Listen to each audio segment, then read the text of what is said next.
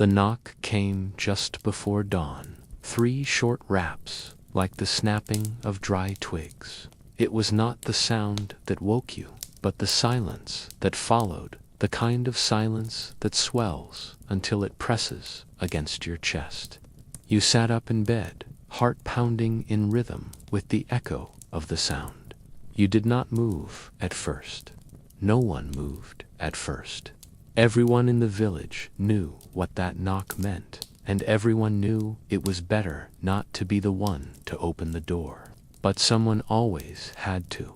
You crept to the window, lifted the edge of the wool curtain, and peered into the half-light. A man stood there with a rolled parchment in one hand and a torch sputtering in the other. His cloak bore no insignia, but his presence spoke of authority, of the kind that answers to no one. You didn't recognize him, which made it worse. Outsiders never knocked without reason, and their reasons were rarely kind. You stepped back, quietly. Your mother stirred behind you and whispered, "Don't speak, don't look," as if not acknowledging danger could make it vanish. But danger is never so easily ignored. The door opened anyway, not by your hand, but by your father's. He moved with the resignation of a man who had been expecting this for years. The man with the parchment stepped inside without invitation. He read a name, aloud your name. His voice was dry, official, as though it were merely a formality. The words didn't make sense at first. You hadn't done anything. You hadn't said anything.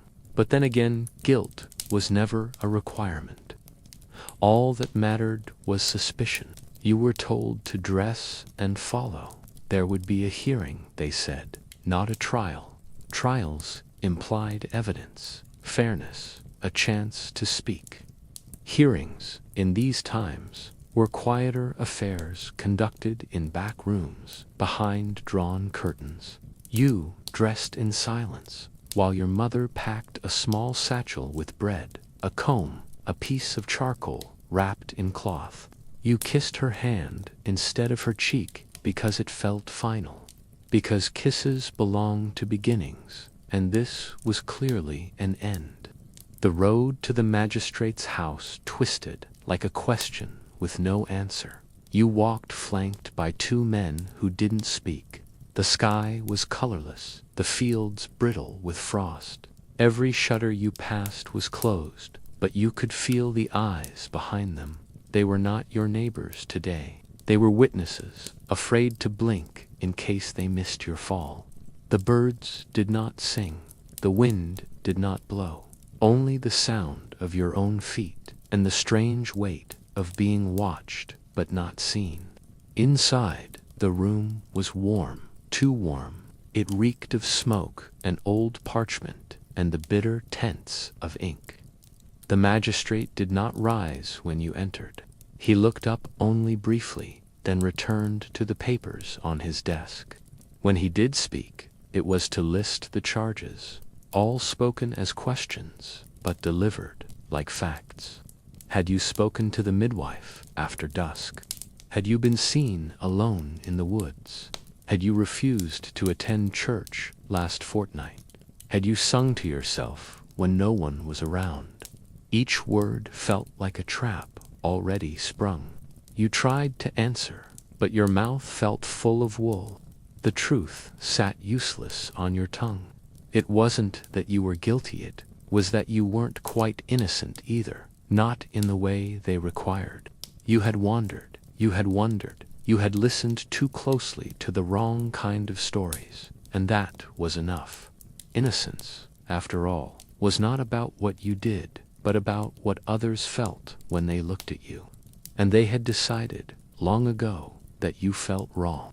They didn't burn you that day. That would come later, if it came at all. First would come the waiting, the tests, the watching. You were led to a small cell, its floor dirt, its walls damp. There was no window, only a slit in the door through which a hand pushed your satchel, minus the comb. They always took the combs. Something about vanity, as if grooming were a sin reserved for those with clean souls. You pressed your back to the stone and tried to remember the sound of your mother's voice. It faded quickly, and then came the whisper, not from outside, but from the cell next to yours.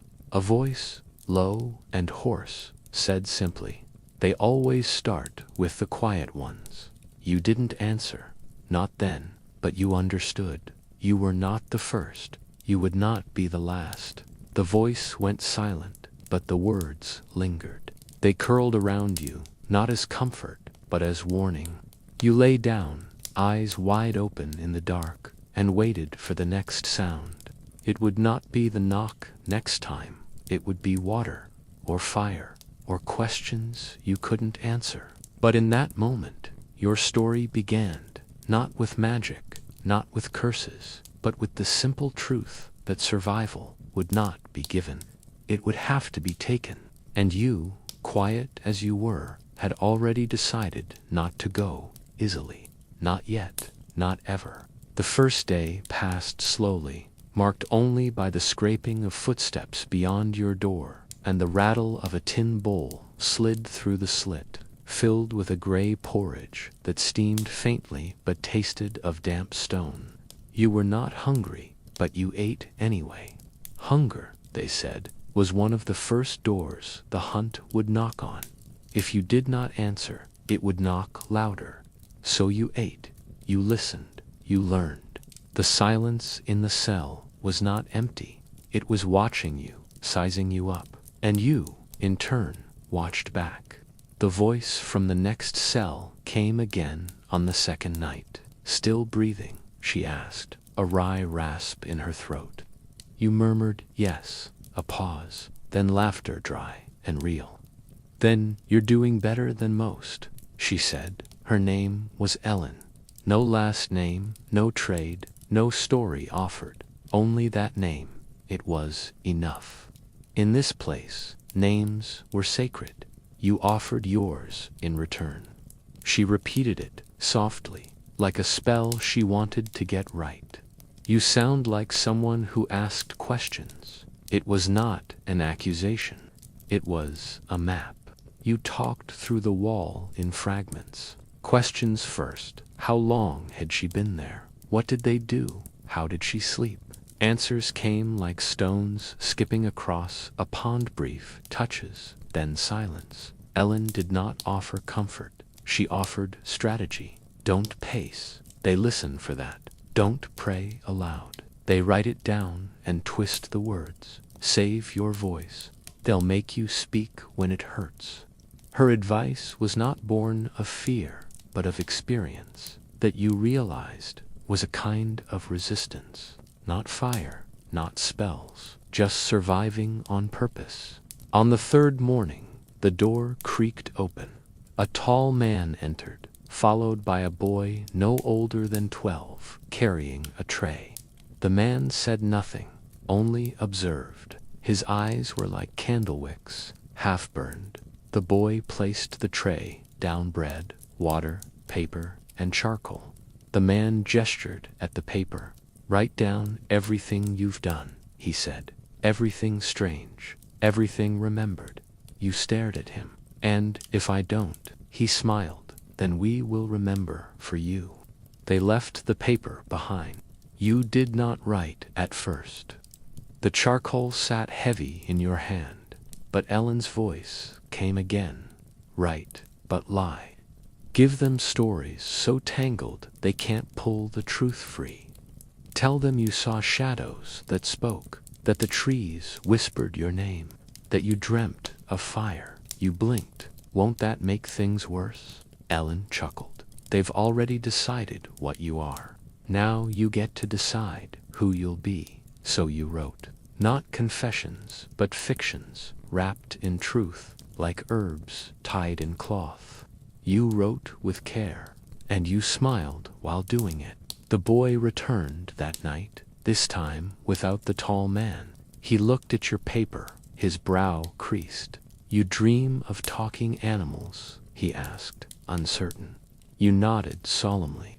One of them warned me about men with quiet shoes. His eyes widened. He didn't speak again. The next morning, your food was warm. That was not kindness, it was calculation. You were being watched more closely now, not as a prisoner, but as a puzzle. They wanted to see what shape you might shift into next. Elon's voice changed in the days that followed. Less teacher, more companion. You know the first girl they took, she said one night. She was 15, drew stars in the dirt with her heel when she thought no one was looking. That was enough. You asked what happened to her. They called it a cleansing. Silence hung thick. Her mother never lit a fire again. You asked Ellen why she told you. Because they want us to forget, and forgetting is the second death. You repeated that phrase to yourself long after she went quiet. One evening, you were taken from your cell, not dragged, invited. Almost the magistrate's hall was lit with lanterns that flickered like breath. A table stood at its center, upon which lay a bundle of sticks, a length of rope, and a pitcher of water. The magistrate gestured at them. "Do you know what these are for?" he asked. You nodded. Of course you knew. These were tools, not of truth, but of persuasion. Then you know what not cooperating means. You did not reply. He smiled faintly. Say something, anything. You looked at the rope, at the water, then back at him, and then you laughed. A short, sharp sound that startled even yourself. What would you like me to say? You asked. That I flew under moonlight, that I danced with devils. The magistrate tilted his head. Would you, if it meant walking out of here? You said nothing. He sighed. They all believe they can hold the silence until it starts to scream. Then he turned away, and the guards led you back. You had not been touched, but you were trembling. That night, Ellen whispered again. They're trying to make you afraid of yourself. Don't let them. Your quiet is power. So is your voice. Use them both when it matters. You whispered back. Will it matter? A long pause then. It always does. You just won't know when. And with that, you curled up on the straw, the paper in your hand like a shield, the charcoal like a blade. You were still a prisoner, but you were no longer just a victim. The hunt had begun, but you were hunting to now, listening, learning, surviving, quietly, fiercely, witch-like. The summons came before sunrise, slipped through the iron slot in the door without sound. A folded parchment sealed in wax, though no one would have dared open it before reading the name etched on its outer fold. Yours. You knew what it meant. The hearing, or something like it. A ritual dressed up in legal language. Ellen's voice filtered through the wall, low and steady. Today, they decide how to break you, but you decide what they'll remember. You slipped the paper into your sleeve, not for safekeeping, but as armor. Words, after all, were your only weapon now. They made you walk the long way through the village square. It was no accident. The villagers had been told. They lined the path in silence, like mourners before a hanging. Faces you'd grown up with, shared bread with, turned hollow. Averted eyes, mouths pressed thin. One child, someone's niece, you thought whispered your name and was shushed. That whisper meant more than any sermon. You held on to it like a stone in your pocket, a token against vanishing, against shame. The hearing chamber was small, wood-paneled, with windows too high to see the sky. 3 figures sat behind a rough-hewn table. The magistrate, a priest whose collar wilted with damp, and a man with ink-stained fingers who would write everything down but nothing true. You stood alone on the floor, a single candle burning on the stand beside you. A chair was offered, But you didn't sit. Ellen had warned you. If you sit, they'll call it submission. If you stand, they'll say it's defiance. So choose what your knees can bear. You stood. The questions began with your mother, her herbal remedies, her stillbirths and healings, the way she wept at funerals without touching the grieving. Then they moved to you. Why did you read alone in the fields? Why did no man in the village court you? Why did the cats gather outside your door? You answered carefully, when you answered at all. I read because it was quiet. I was not asked. They gathered because I fed them truths, each one, but not the kind they wanted. They asked if you believed in spirits. You said everyone did. They just gave them different names. The priest scowled. Do you fear God? You paused too long. Yes, you said, but I fear forgetting more. That answer was copied down carefully, the ink-fingered man pausing to blow the page dry. The magistrate leaned back, folding his arms. Do you understand the seriousness of this? You looked up at the window above his head. I do. That's why I'm trying so hard not to disappear.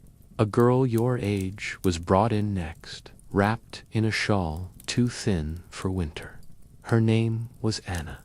You remembered her from market days. She wouldn't meet your eyes. They asked her questions about you. Had she seen you gather herbs, speak to birds, walk barefoot in the woods? She nodded to each, face pale.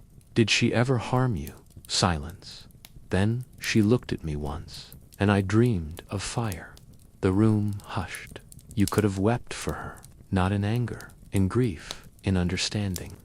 They had given her a script, and she was trying not to choke on it. When she left, you spoke before they could. She's afraid, not of me, of what you'll do if she doesn't perform. The priest hissed through his teeth. Do not accuse the innocent. You turned slowly. She's not the one I'm accusing. That too was written down. The magistrate waved his hand. Enough. We've heard what we need.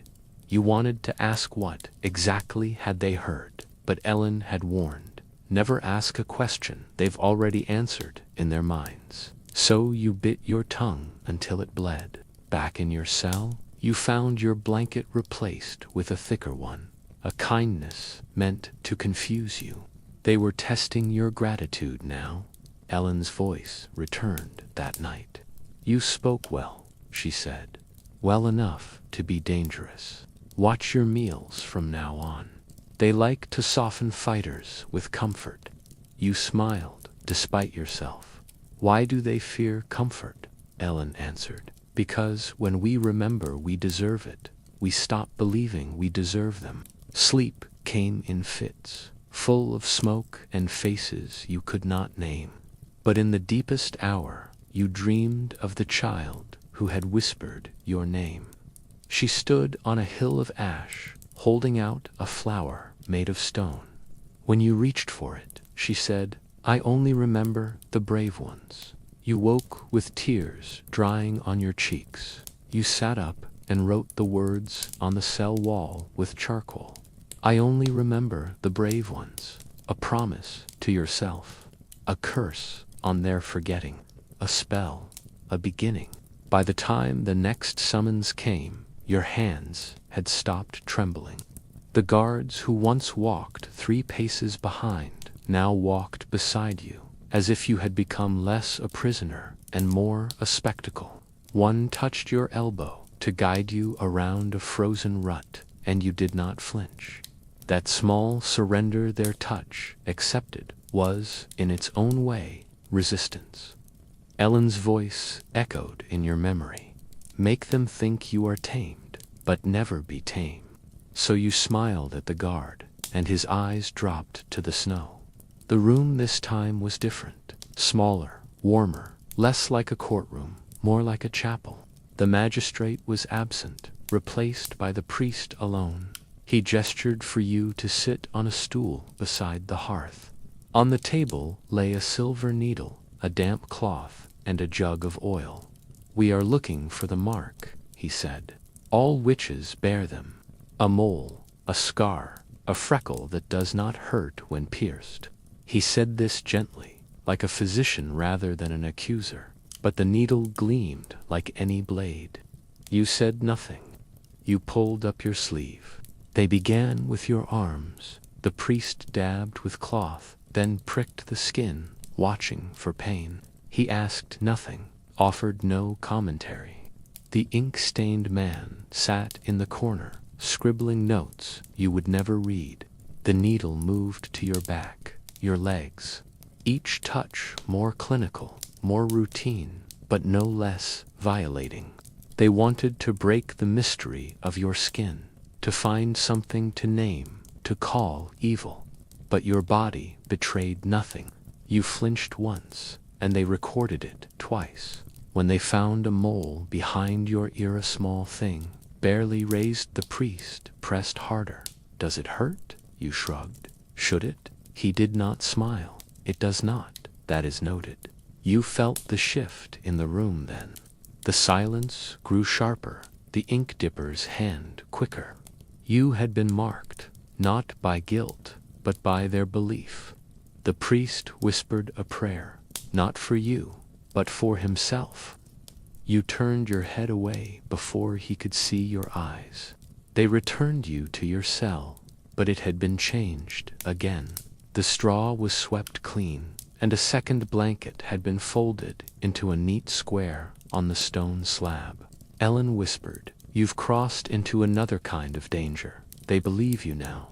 You leaned your head against the wall and whispered back, "Should I be afraid?" Her reply was slow, not afraid, ready. And so you began again, measuring the walls, the cracks, the passing of the guards, planning not escape, but endurance, the long rebellion of surviving. Days passed in strange rhythm. Some brought more questions, others silence. On the fourth morning, a new woman was placed in the cell across from you. She did not speak, but she sang, under her breath, low melodies, minor keys, songs not meant to entertain, but to remember. You did not interrupt, you simply listened. That night, Ellen said, they brought in a mother. She refused to name her daughter. The songs made sense now. They were lullabies, turned to armor. You closed your eyes and let them hold you. They brought witnesses next. A farmer who claimed you'd cursed his crops. A boy who said you made his teeth fall out. A woman who said her milk had soured after you passed by. Each testimony more absurd than the last. You didn't defend yourself. Instead, you asked questions. Was the crop fielded after frost? Did the boy ever fall? Was the milk boiled? Your calm infuriated them. The priest scowled. You answer questions with questions. You nodded. That's what thinking looks like. That answer spread. You didn't see it, but you felt it in the guards who stopped making eye contact. In the girl who sang louder now, in the silence that thickened before each hearing. You had become a different kind of prisoner. Not a witch to be broken, but a story to be silenced. Ellen whispered one night, they don't burn truth, they bury it. But dirt is where roots grow.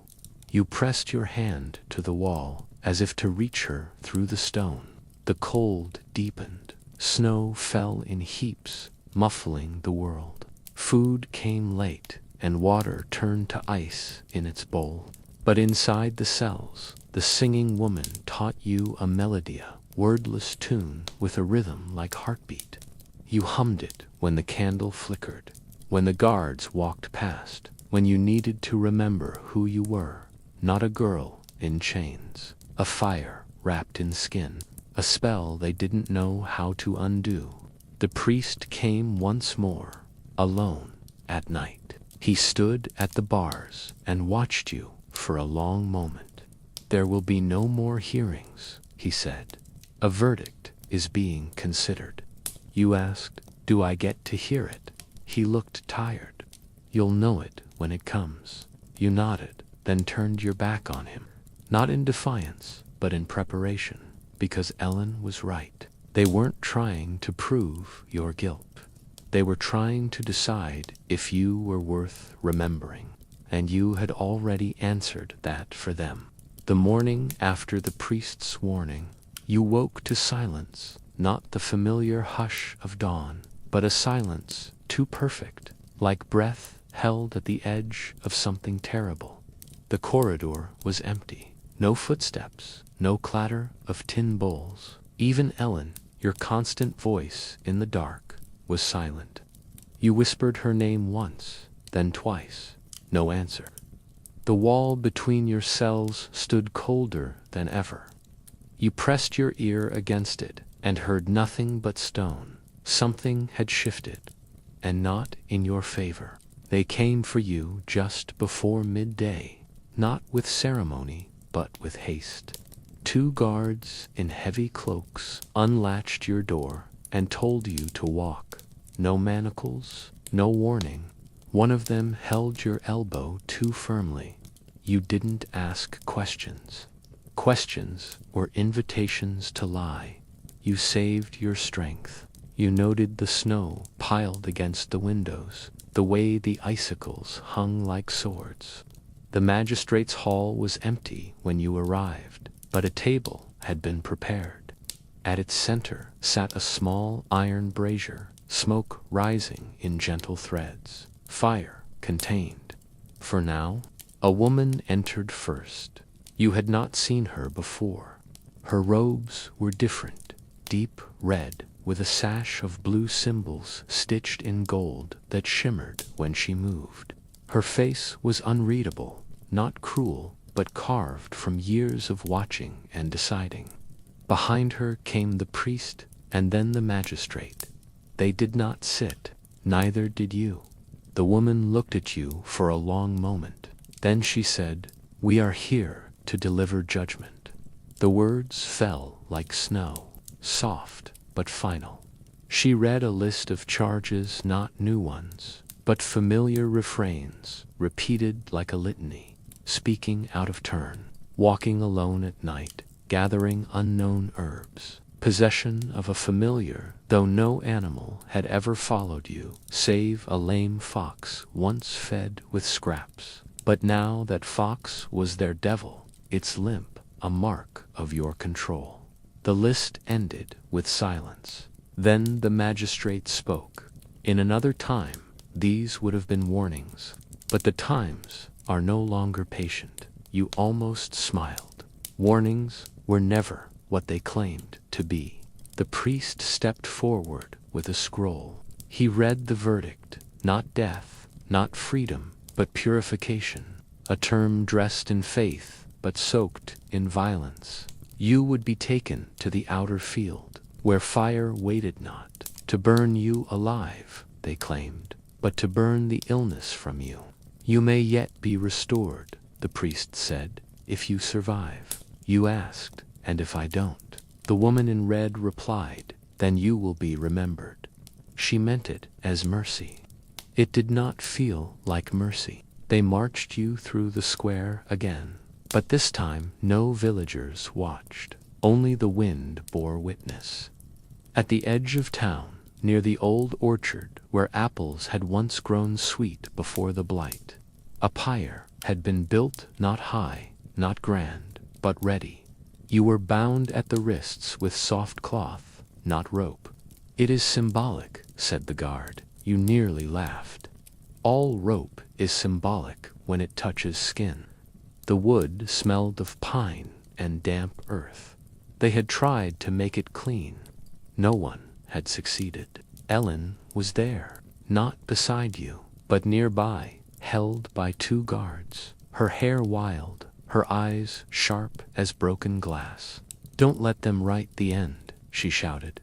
Make your ending too loud to silence. A guard struck her, and she fell.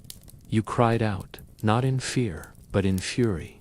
The fire had not yet been lit. The priest approached with a torch. Any last repentance? he asked. You met his gaze. I repent nothing but my silence.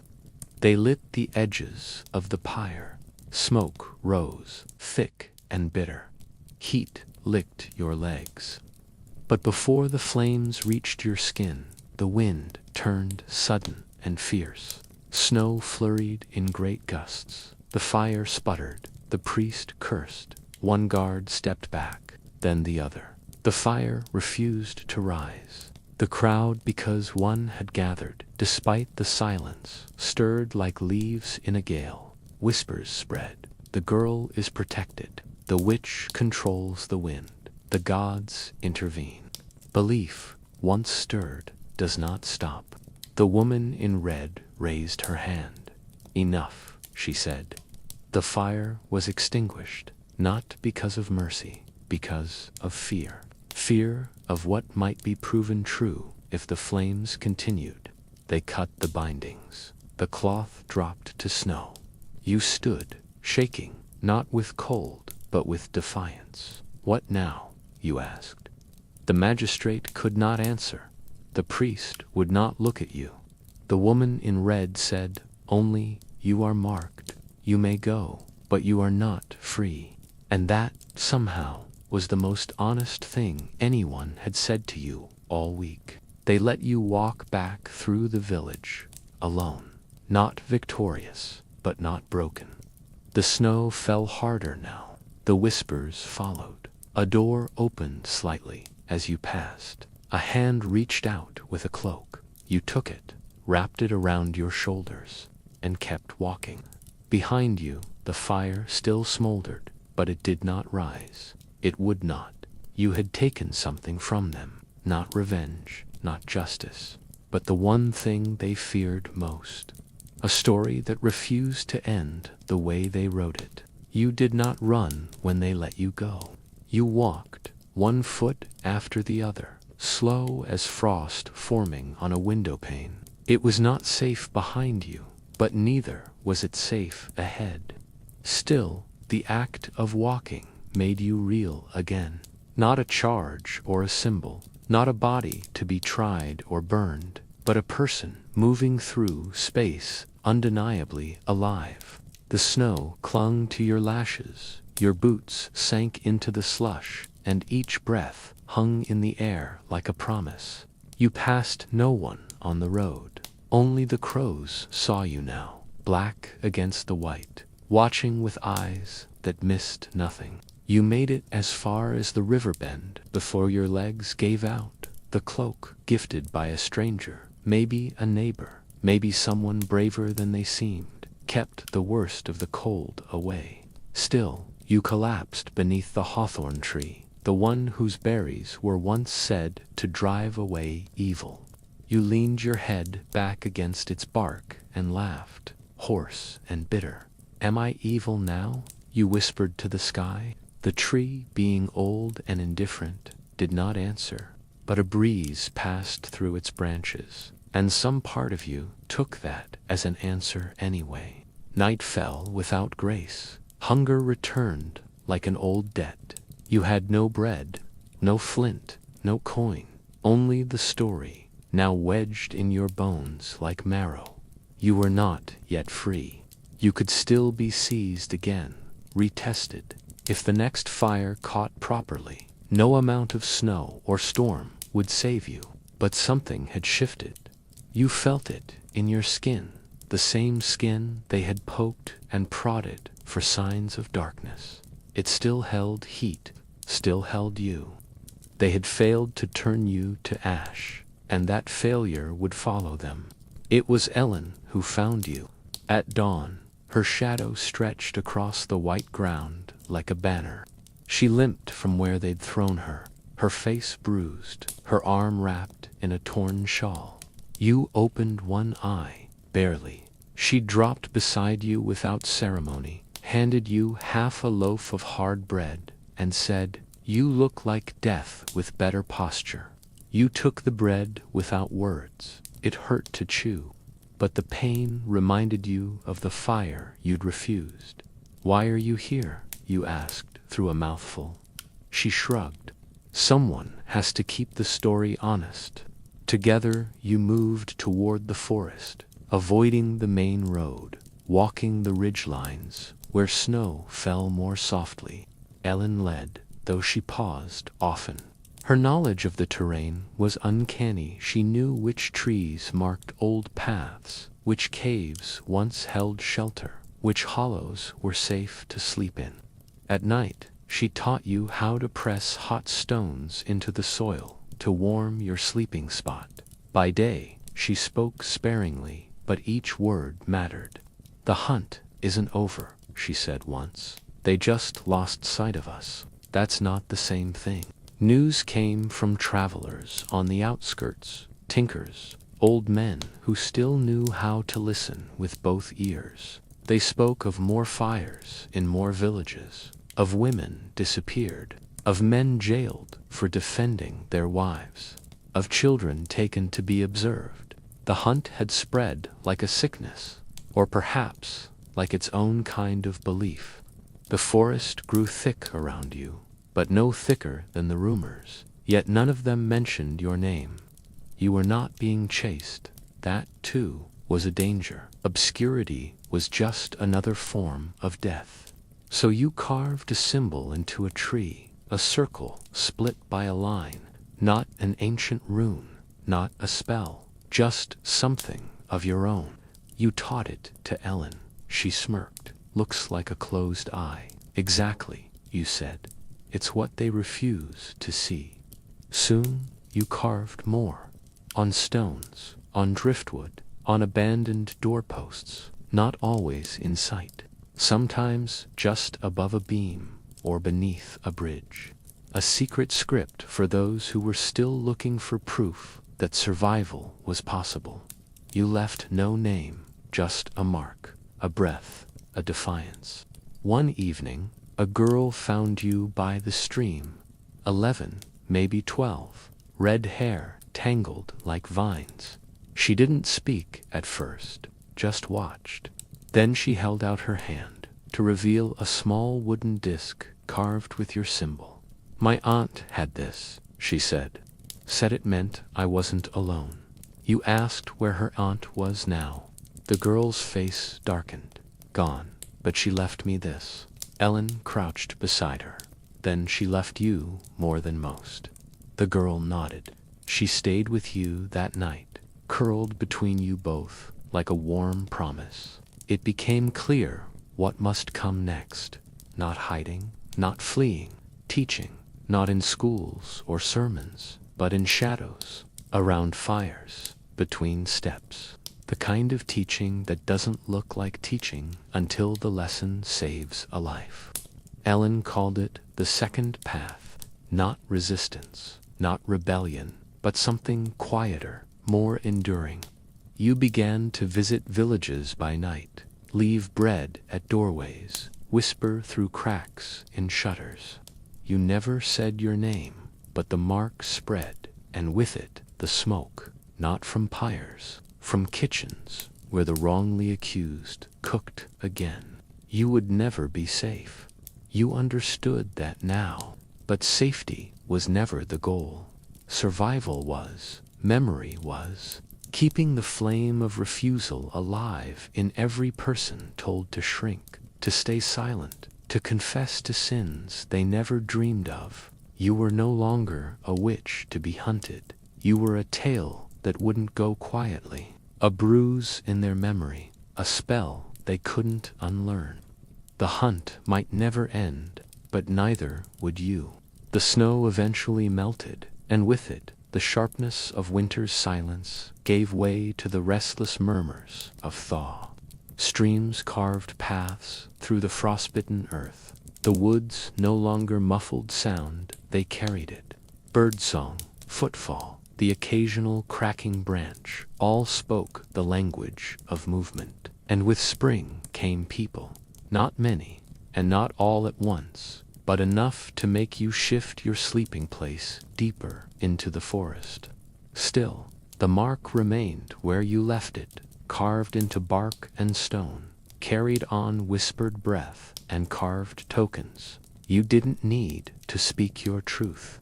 Others were beginning to speak it for you. You and Ellen moved often, not in panic, but by instinct. When the scent of smoke didn't belong to your fire, you moved. When a villager looked too long at your hands, you moved. When someone offered too much kindness too quickly, you moved. But in every place, you left a piece behind, a whispered story, a talisman buried beneath a hearthstone, a memory stirred into soup. You weren't fugitives, you were seeds. You would not be caught because you would not stay still. You were the shape they could not hold. One evening, while foraging for wild mustard along a ridgeline, Ellen found a hidden satchel tucked into a hollow tree. Inside it, a child's drawing, a girl with flame-colored hair holding hands with two shadowy women. Beneath it, the mark. You turned it over, expecting a note, but found only a pressed flower lily of the valley. Their writing back, Ellen said, "You said nothing, just touched the page as if it were sacred. You weren't sure if it was hope or mourning that clutched your throat, but you knew then the stories were no longer yours alone." With spring came talk of a new edict from the capital. Some lord, some council, some faceless authority, now decrying false accusations of sorcery. On paper, it sounded like an end, but you knew better. The fires had cooled, yes, but not extinguished. Suspicion had no use for laws. It lived in glances, in church pews, in the idle chatter of markets. Fear didn't die when told to. It only changed its face. And you, being marked by flame and memory, could never unwear what had been done. Ellen fell ill on a warm night when the stars blinked like watchful eyes. It started as a cough and bloomed into something deeper, more racking. You tended her with the herbs she once showed you, brewed broths, kept her warm. She refused to let you cry. "Not for me," she said. "I've already died once. This is just a softer ending." But you did cry, quietly, while she slept, because Ellen had been your spellbook, your compass, your mirror, and no one teaches you how to mourn someone who refused to disappear. She died at the edge of a brook, her hand in yours, her lips parting only to say, "Don't let them have the last word."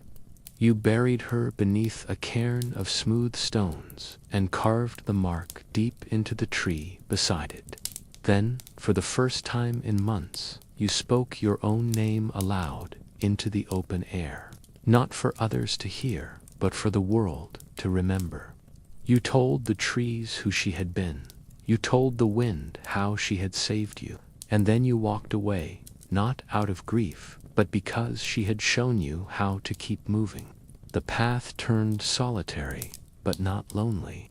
Every village you passed through held someone who wore a carved disc, or hummed a melody you remembered from the cells, or lit candles in a pattern that meant safety. You began to teach again, not openly, not loudly, but carefully.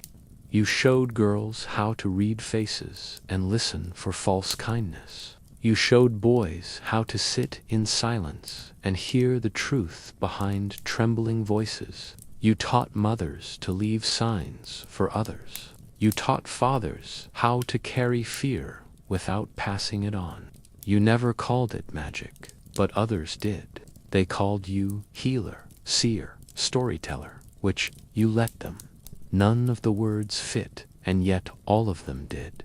You refused to be small again, refused to let their definitions trap you. When children asked if you could fly, you smiled and said, "Only when I forget, I can't." When old men asked if you had spoken with the devil, you shrugged and replied, "Only once. He seemed lonely." You did not explain. Explanation was a courtesy they had not earned. Years passed. The hunt never vanished. It slumbered, stirred, woke in other lands with other names, but so did the stories. Your mark became more than symbol, it became warning, beacon, invitation. You heard rumors of women gathering in the hills, teaching in secret, dancing in defiance. They used herbs and ink and laughter. Some had never heard your name, and yet they carried your fire. That was the magic Ellen had promised. Not spells, but stories. Not power, but memory. One dusk, a girl approached you with a question. Not, "Are you the one?" but "Will you teach me?" You said yes. Not because you were ready, but because someone once had said yes to you. You gave her a smooth stone and told her to carve whatever mark felt truest. She did. It looked nothing like yours. It was perfect. You held her hand, looked out across the valley, and whispered the first lesson. They will always be looking for someone to blame. Your job is to be someone they can't unmake. And with that, the teaching began again. The girl's name was Mira. She didn't say it at first. Not until the third night by the fire, when the wind was too tired to eavesdrop. She had hair like coiled rope and eyes that refused to ask permission. You watched the way she listened, how her silence wasn't the kind that shrank, but the kind that gathered thick with understanding. She had come from a village where 3 women had vanished last winter. She had seen one return without words and with eyes that stared through walls. Mira had packed her things and left that very night, chasing the shape of a story she'd heard in whispers. A woman who had survived the fire. You taught her how to walk without sound, how to taste rain for its direction, how to read the mood of birds. These weren't spells, they were inheritances, passed down from women who had lived long before fires and trials and edicts. You did not give her a wand or a staff.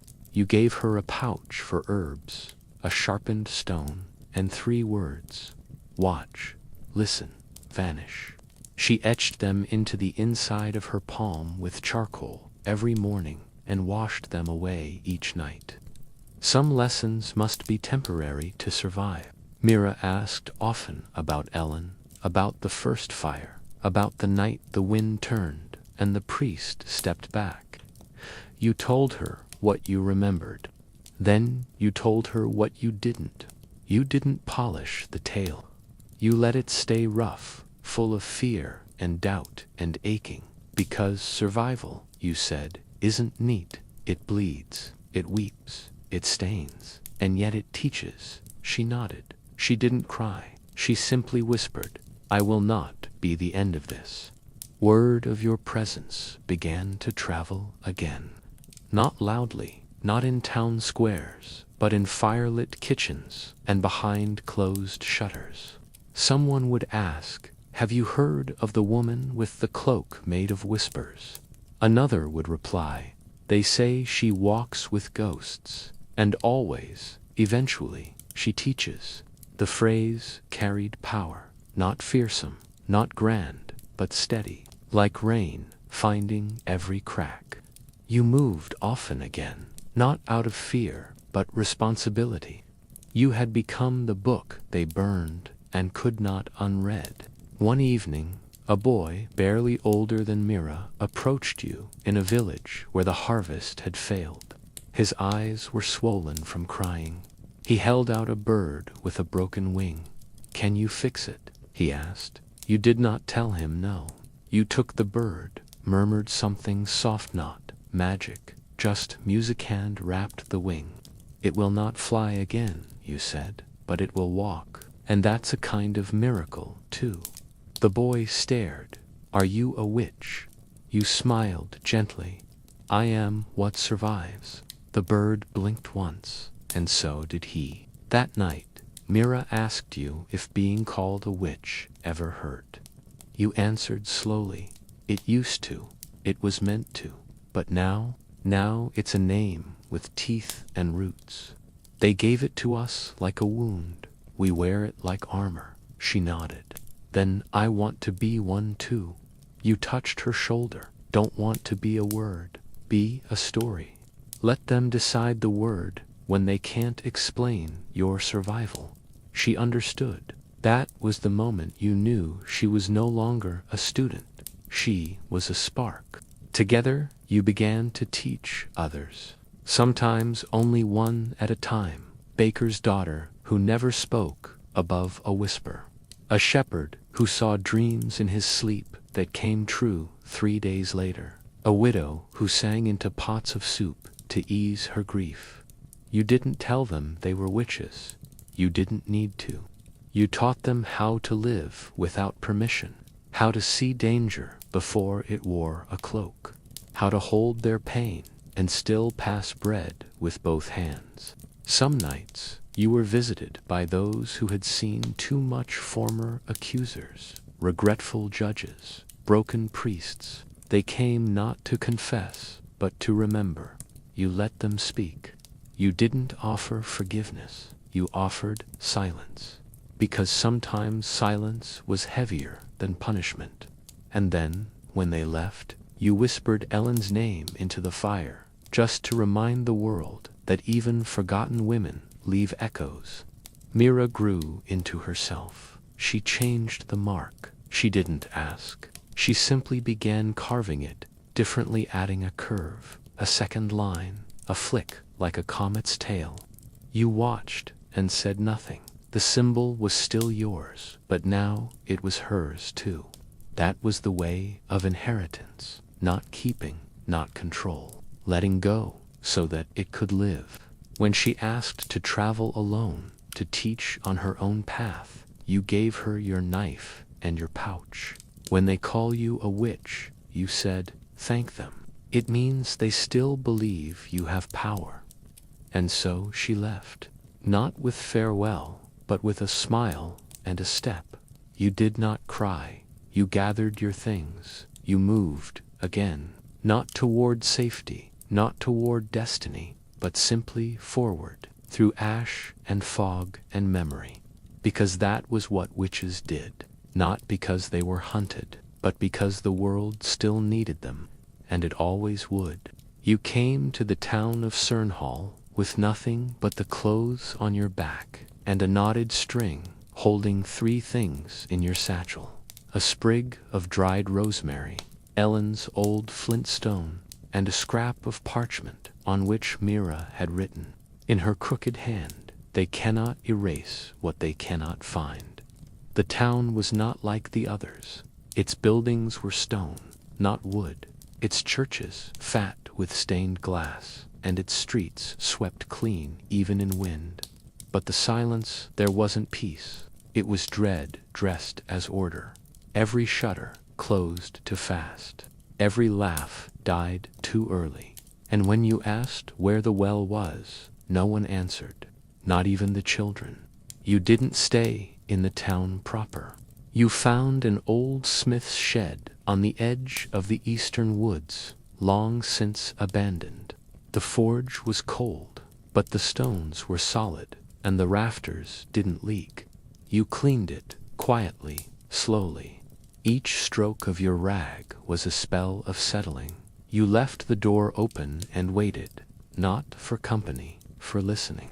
And within 2 days, you heard the first knock. A woman in mourning gray. She brought no words, only a finger to her lips and a pouch of grain. You nodded. She left. The next night, there was a boy with a twisted foot and questions about why the church wouldn't let his sister sing anymore. You gave him nettle tea and an answer he already knew. By the end of the week, the smithy had become a different kind of forge. Not for metal, for memory. The townsfolk didn't call you a witch-knot out loud. They said the woman in the forge, or the flamekeeper, or simply her. But they came, with their illnesses, their grief, their trembling hands, not for cures, but for company, for witness, for stories that made their pain feel less like punishment and more like legacy. You gave no sermons, you only asked questions, and you taught them how to ask their own. The children were the first to learn the mark. They drew it in the mud with sticks, on windows with breath, in the corners of their lesson slates. You never told them what it meant. You never had to. They understood it was a thing that mattered and wasn't allowed. One girl, no more than 7, etched it into the spine of her prayer book. Her mother found it and slapped her so hard her lip split. The next day, the mother came to you with a bruised knuckle and a look that said she was ready to listen. But with attention came trouble. One evening, 2 men from the chapel came in cloaks to clean, to trust. They stood at your doorway, eyes scanning the shelves, the stones, the iron still half-rusted from years of disuse.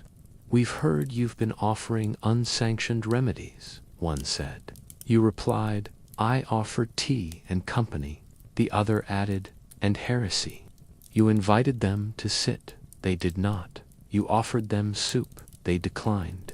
You showed them the broom you used to sweep the forge and asked if that too was magic. One flinched. The other wrote in a book.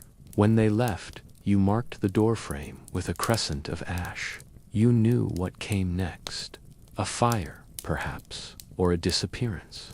But the difference now was that Cernhall knew too. They had tasted the lie, and it had gone bitter. When the first accusations came quiet, strategic, aimed not at you, but at a girl who danced too freely, or a widow who brewed to wealth a town, pushed back, not with violence, but with presence. They showed up, stood at doorways, watched the watchers. The same silence that had once choked them now shielded them. The same fear that had made them small now made them careful. You taught them the doctrine of embers, not written, not recited, just spoken in corners and overbred. There are 3 laws, you said. 1. You are not alone, even when they say you are. 2. Magic is remembering what they want you to forget. And 3. The fire doesn't die, it sleeps. It was not theology, it was survival, but it burned just the same. And each person who heard it began to carry the warmth in their chest like a second heartbeat. Then, one night, Mira returned, not as a girl, but as a storm. She wore black leather patched at the shoulders, a satchel full of marked stones, and a stare that parted crowds. She embraced you hard, harder than she meant to, then laid out a map across the forge table. "They're hunting again," she said, "but differently, quieter, smarter, in courts and schools and contracts. They're using ink instead of fire." You nodded. You had known. But hearing it from her meant it had spread. "We'll teach," you said. "Ink is flammable, too." So you stayed in Cernhall one more month, long enough to leave it layered in story and shield. Mira taught the children how to encode messages in embroidery. You taught the elders how to listen for harm disguised as order. When it was time to go, the townsfolk brought you bread and yarn and the piece of the forge door you'd carved the mark into. They gave it to you like a relic. You took it like a promise, and then you walked into the woods, into the dark, into the next place that needed remembering. Because that was the new kind of spell, no wand, no curse, just witness, just staying long enough to light the match and walking on before the flame could catch your face. Because the fire didn't need to burn high to be holy. Sometimes all it needed was a name whispered in a kitchen, a symbol scratched behind a pew, a girl who refused to sing the songs she was given, and somewhere beneath it all, a doctrine written in ash, spoken in steps, and passed from witch to witch, whether they knew the word or not. The road out of Cernhall was soft with recent rain, the mud sucking at your boots with each step, like the land itself was reluctant to let you go. Mira walked ahead this time, map in hand, her eyes always scanning the horizon, reading the world like it was an old, half-burned manuscript she was trying to salvage. You followed, your hands tucked into your sleeves, the piece of the forge door wrapped in linen inside your satchel. You hadn't looked at it since the townsfolk gave it to you. Some things held more meaning when unseen, when carried in silence. You came to a village too new for memory, built after the last purge, when people still believed laws would protect them. The streets were straight, the signs clean, the windows wide open, as if daring danger to knock. They did not recognize you, not yet. That was a gift. You sat in the inn and listened to the way they spoke of the recent sickness, of the magistrate's daughter's sudden visions, of the way birds had stopped nesting near the schoolhouse, old fears in new robes. But fear, you knew, was always a seed, and someone had already begun to water it. You did not speak of witches, not once. You spoke of mothers who taught their children to stir broth clockwise, of old men who listened to bees before planting, of girls who sang to trees and never got lost. You told stories without names, only gestures and winds and smells. Mira played the part of a quiet apprentice, but her gaze never missed a twitch, never missed a lie. At night, you walked the village edge, looking for where the next fire would start, not in wood, but in words. It would come, you knew. It always did. On the third night, they came for a boy, 11, perhaps. He had drawn stars in ink on his bedposts, said they helped him sleep. His mother told the priest told the mayor told the constable, and then they took him. Not with torches, but with questions. Where did you learn this? Why do you believe in signs? Have you spoken to the woman in the inn? You heard the words from the stable hand who'd overheard the baker's apprentice repeating the priest. You knew the pattern. The script had not changed, only the actors. You and Mira went to the jail that night, not to break him out to risky, but to see him, to give him words. They will ask you to confess, you said through the slats. Do not lie, but do not answer. He nodded. They asked if I heard voices. I said yes. They didn't like that. Mira smiled. Good. Confuse them. The truth frightens them less than uncertainty. You pressed a carved chip into his hand. This is a story, you said. One you're in now. One that won't end here. His fingers closed around it like it was warmth itself. The next day, the priest fell ill. A sudden fever, hallucinations, mumbled names not his own, the town whispered. The mayor paused the questioning. Out of caution, he said, you did not take credit. You had not done it. But you had noticed the constable's wife leaving herbs by the chapel, had seen the baker's apprentice lingering near the prison with a scrap of cloth wrapped around her wristcloth embroidered with Myra's symbol.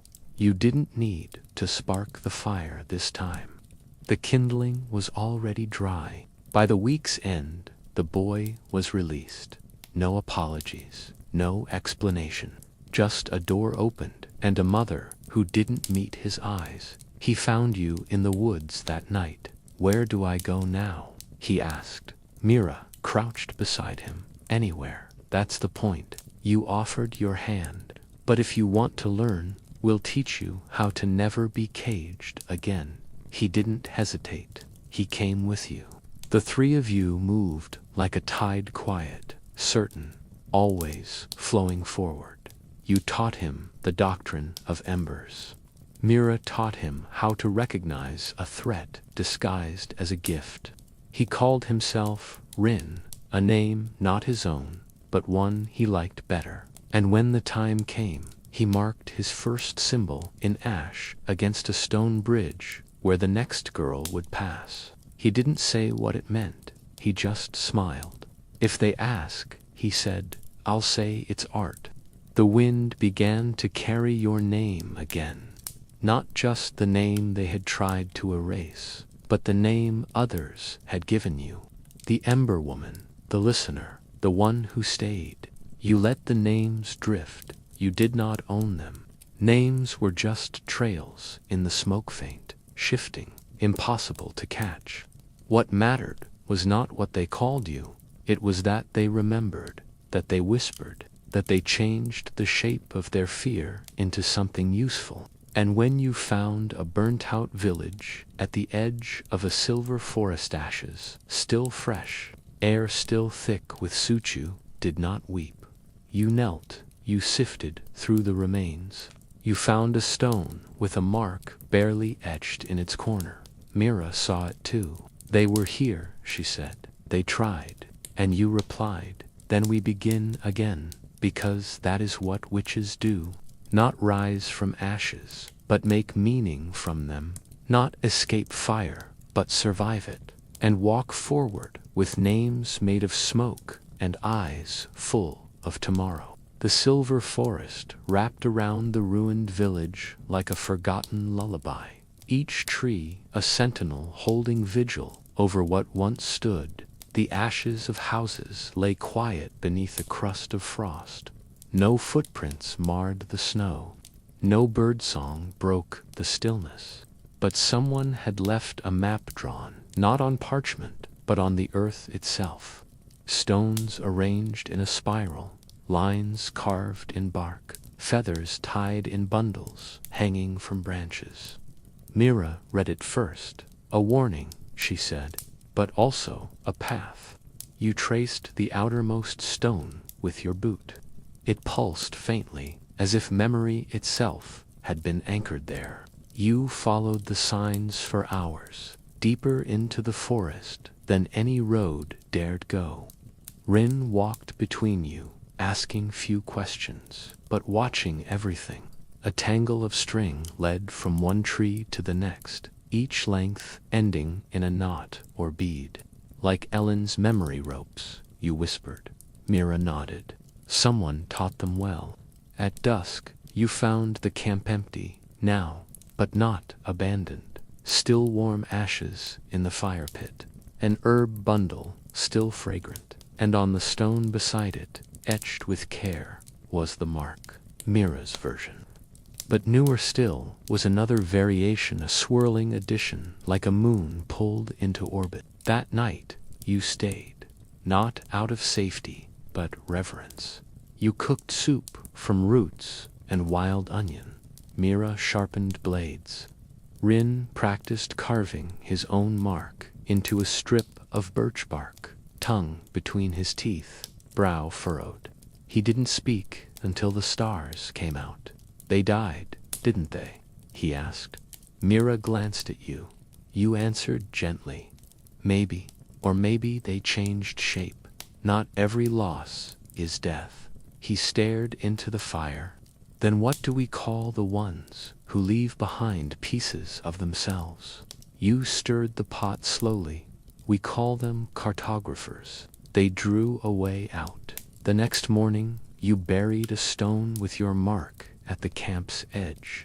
It wasn't tradition, it was instinct, a way of stitching the land into the story, so no village, no fire, no silence could erase it. Mira added a twist of red thread around the stone. Rin pressed a pine cone beside it. So they'll know someone noticed, he said, and then you walked on, because that is how maps work. Not to hold you still, but to remind you where others dared to move. Your journey next led you toward a place no witch had dared tread in years. Braylern Abbey, once a monastery, then a court, then a prison disguised as sanctuary. Stories said the bones of 10 women lay beneath its altar, never named, never mourned. But new whispers told of a change. The old abbot dead, the guards dispersed, the doors opened to the hungry. You went not for revenge, but because some ruins asked to be rewritten, and you had ink. The abbey stood grim and high on a hill. its towers cracked but still proud. No fire had touched it, but time had. The gates were open, and inside the chapel you found women. Not many, not armed, but present, sweeping floors, boiling water, feeding children who did not cry. One of them saw you, dropped her ladle, and ran, not away, toward you. She stopped short, tears in her eyes. They said you'd come, said you'd find us. Mira stepped beside you. Who told you that? The woman smiled. A girl, red hair, a scar on her chin. She taught us the songs, said you'd finish the verse. And so you did. You stayed for 10 days. You did not lead. You remembered. You showed them how to boil ink from roots, how to make soap from ash and fat, how to bless the sick without saints. Myra held quiet counsel with the oldest among them, women who once betrayed witches and now kept their bones warm in memory. Rin helped the children carve story sticks, each notch a piece of truth no one else had believed. The abbey, once a tomb, began to breathe. But peace is a tremor in this world. You knew it wouldn't last. On the 11th day, a rider came, dusty, desperate, one arm in a sling. She carried news. A boy accused in the river village, a bonfire already built, a priest stoking more than just faith. She'd seen your mark scratched on the side of the stocks, knew what it meant. They'll light it by dusk, she said. You looked to Mira. She was already packing. You looked to Rin. You don't have to come. He met your gaze without flinching. I'm a map now. I go where I'm read. You reached the village as the sun tipped orange. The firewood was piled high, but not yet lit. The crowd, restless, divided. The accused, a boy, 12 or so, face streaked with soot, stood, tied but unbowed. The priest raised a torch, called down judgment in a voice that had never known doubt. Then you stepped forward, not to beg, to speak. If this boy is a witch, you said, then let him choose his spell, the crowd murmured. The priest hesitated. Let him speak, you repeated. If he names his magic, let the gods decide. The priest, caught by his own theater, relented.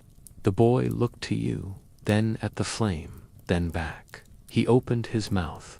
I dreamed of a girl I hadn't met, and then she came. He pointed to the rider who had fetched you. She had a wound I saw in the dream. I touched it. It closed. Silence. Even the wind held still.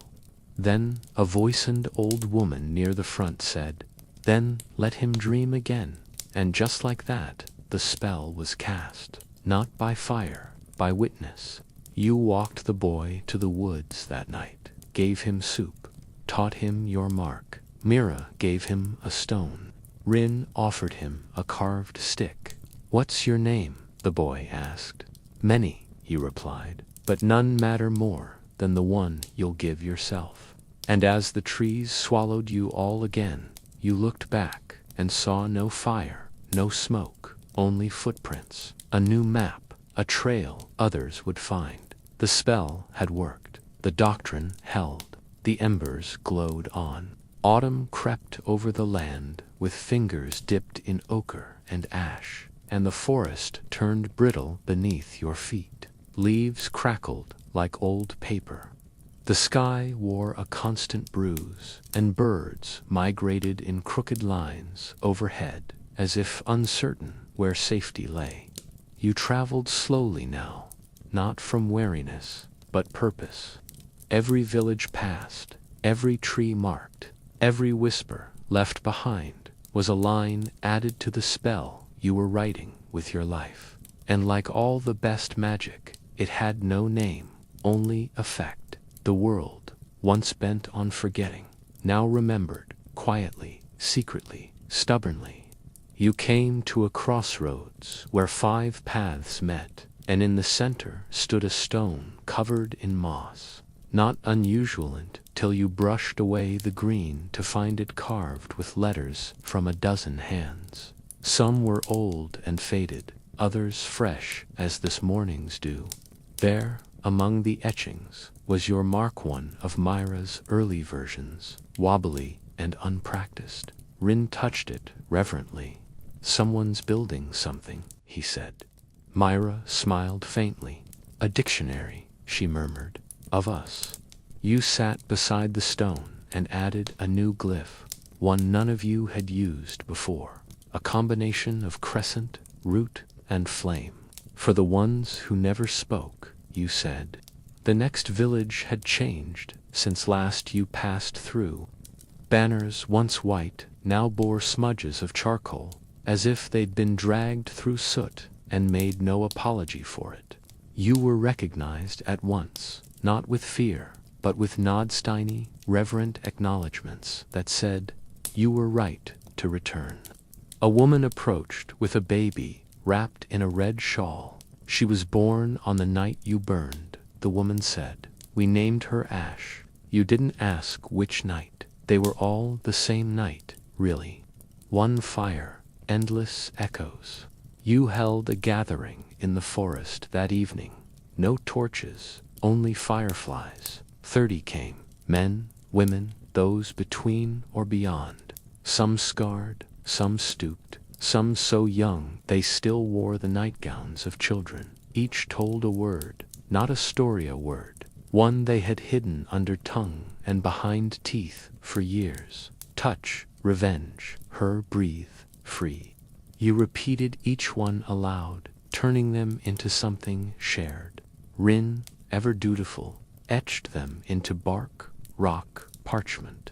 Mira added her glyphs, cross-referencing meanings, as though compiling a lexicon of the unspoken.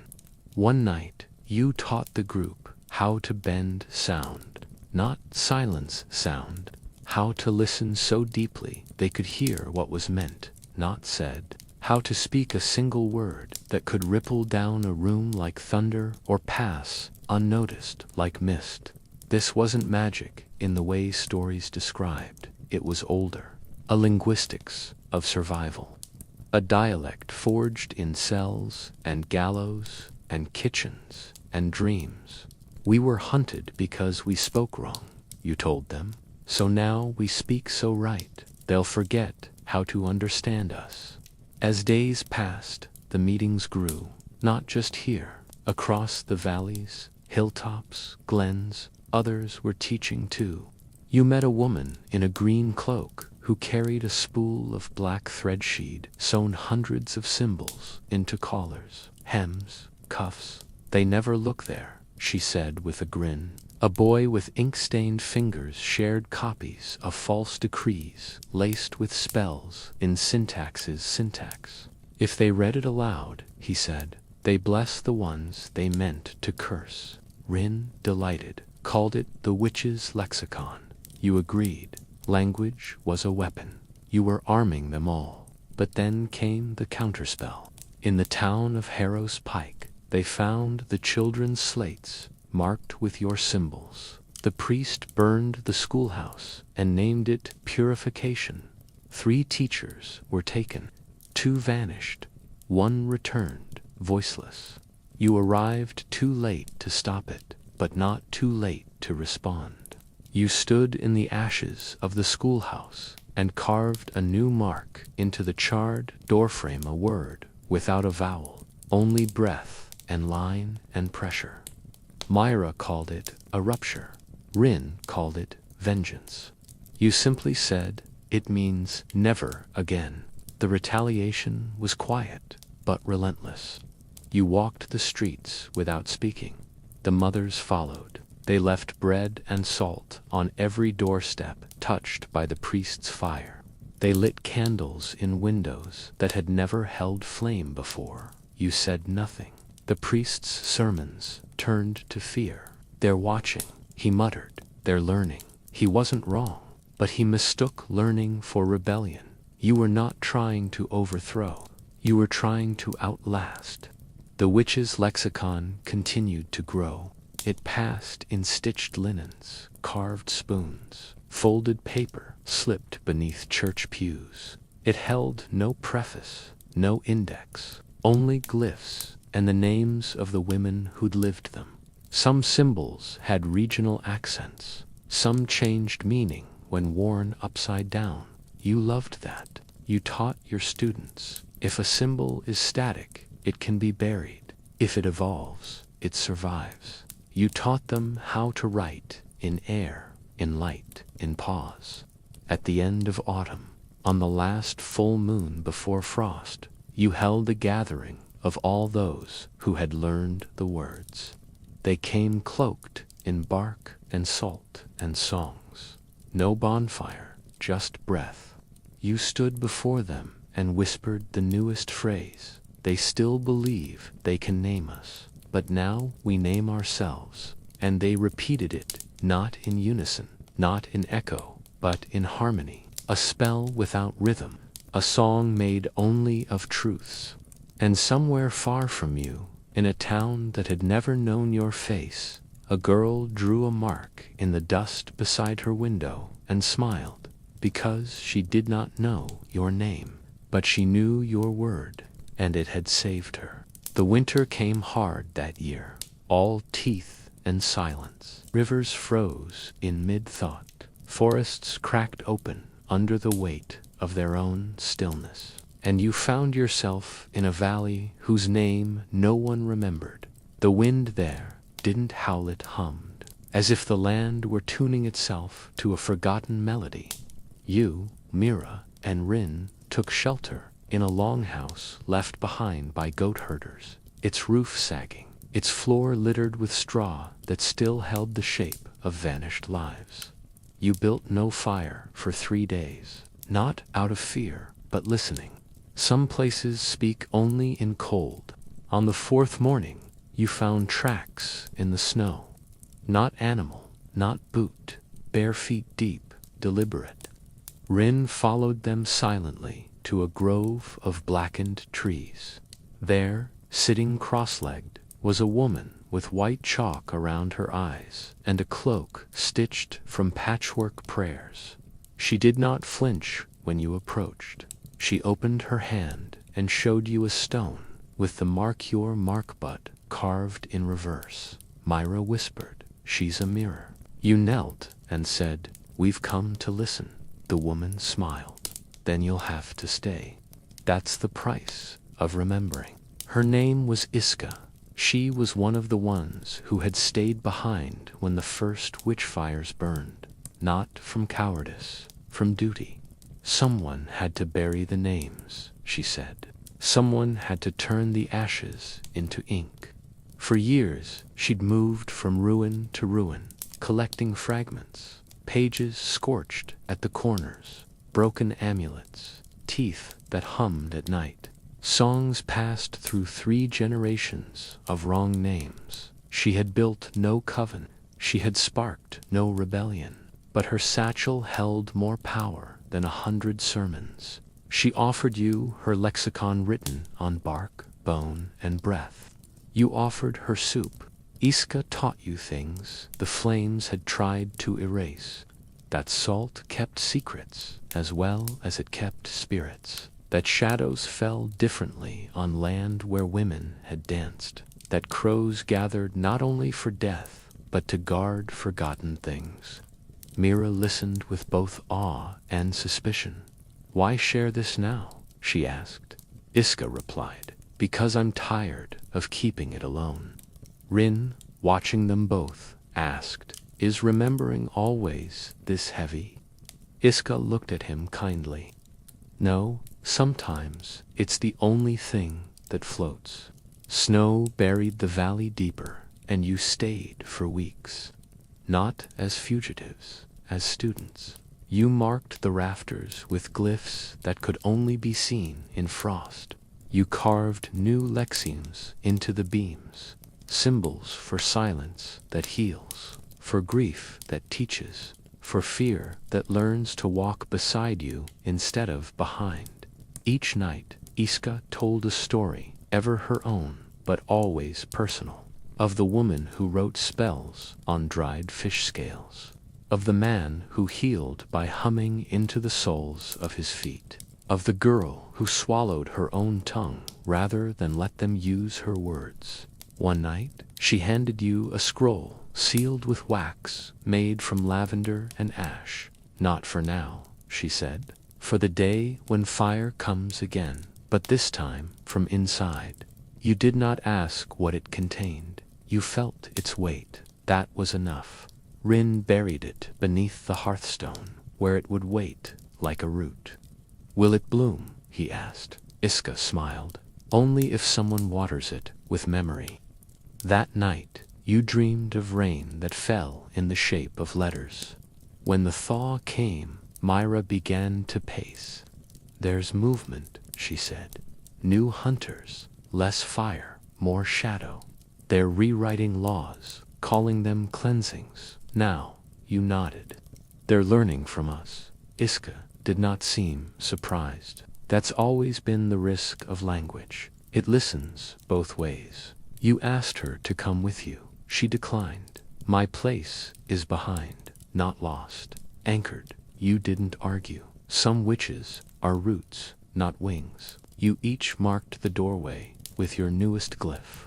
When you left, the wind in the valley shifted, as if the land itself exhaled. Your journey turned north. Colder, harder, but not darker. Word had spread of the lexicon, of symbols that softened grief, songs that straightened crooked backrooms, lullabies that held meaning beyond sleep. You found them etched on walls, sewn into mittens, pressed into bread loaves. In one town, a woman kissed your hand and said, "We call it the mother's alphabet." In another, a boy shouted, "Ash marks." For luck, Mira rolled her eyes. "It's not luck," she said, "it's design." You smiled. "It's both." But not all reception was warm. In a fortress city, built from quarried fear, you were met with silence and, not the respectful kind, the kind that listens for the chance to accuse. They'd caught a child carving a mark into a windowsill, called it treason, called it possession. You tried to intervene. They tried to disappear you, but the city had already heard your name.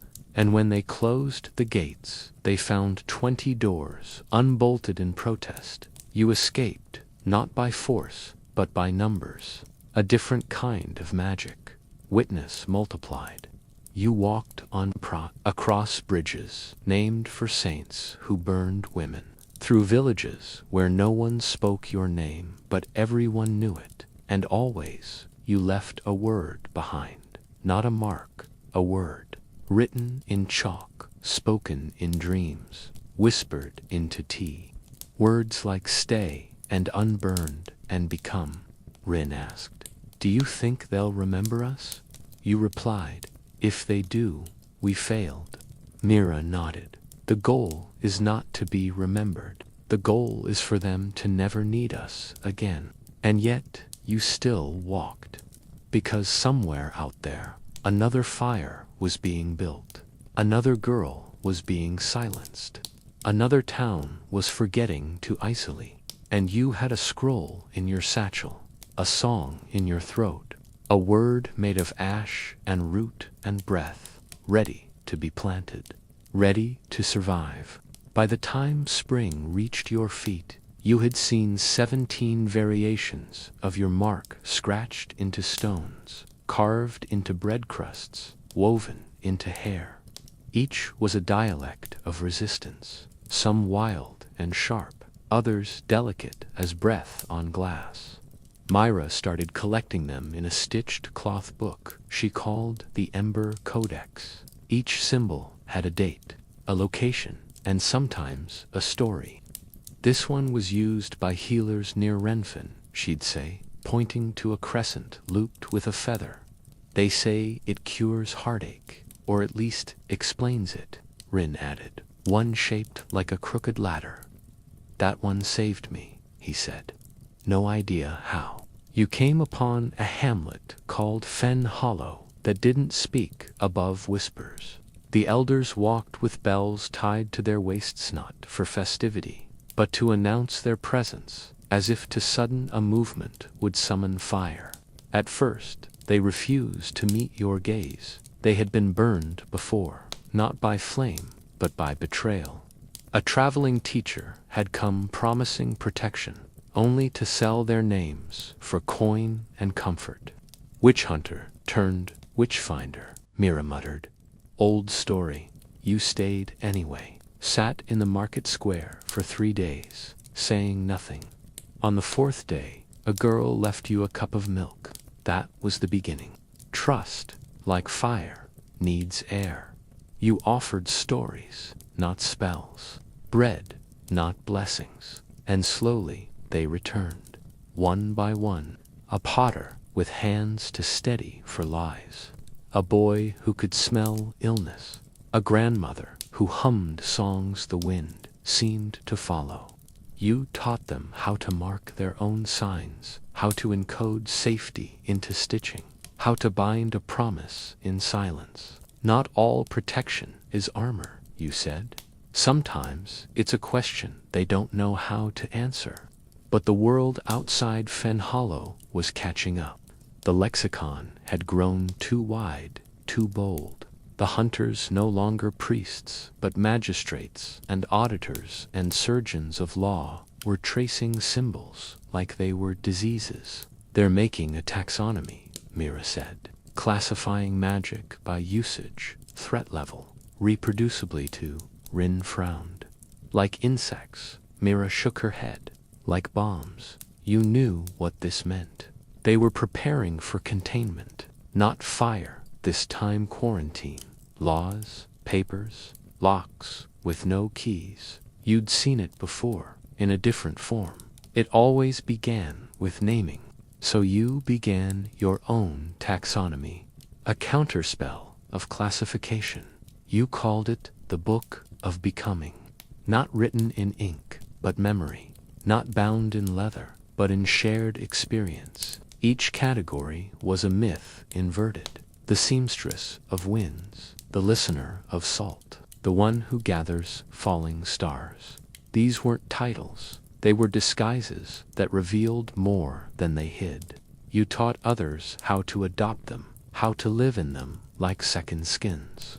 If they try to define you, you told your students, give them a definition too big to swallow. Iska's scroll stayed in your satchel, unopened. You didn't need to read it to feel its weight. Every time a town burned, you considered it. Every time a child was saved, you left it untouched. One evening, Myra asked, "Why haven't you used it yet?" You replied, "Because it's not a spell, it's a door. And doors shouldn't be opened until the roof collapses." She nodded. "But we're close to the threshold." You both knew she was right. Then, one day, the message came. A courier with hollow eyes and cracked lips found you outside a tannery. He handed you a strip of linen soaked in ink, stitched with your mark, and one word, Elin, beneath it, coordinates. No name, no sender, just that. Rin was the first to speak. She's not dead. You felt it in your stomach. Not hope, certainty. You packed before the sun set. Mira whispered, "This ends something." You whispered back, "Or begins it." The place was a ruin beneath a ruin. A monastery once swallowed by avalanche, then buried by time. The map led you to a hollow beneath the crypt, cold, wet, sacred, in a way that defied belief. She was there, alive, thin, older, but unbroken. She looked at you like someone waking from centuries of sleep. "I knew you'd write it," she said. "The book, I couldn't." You held her hand. "I didn't write it alone." Mira stood in the doorway, stunned. Rin wept openly. Ellen told her story in pieces, how she'd escaped the fire, how she'd wandered without name, how she'd built sanctuaries too small to be seen, inside words, inside weeds, inside rumors. They called me Ghost, she said. So I learned to haunt well.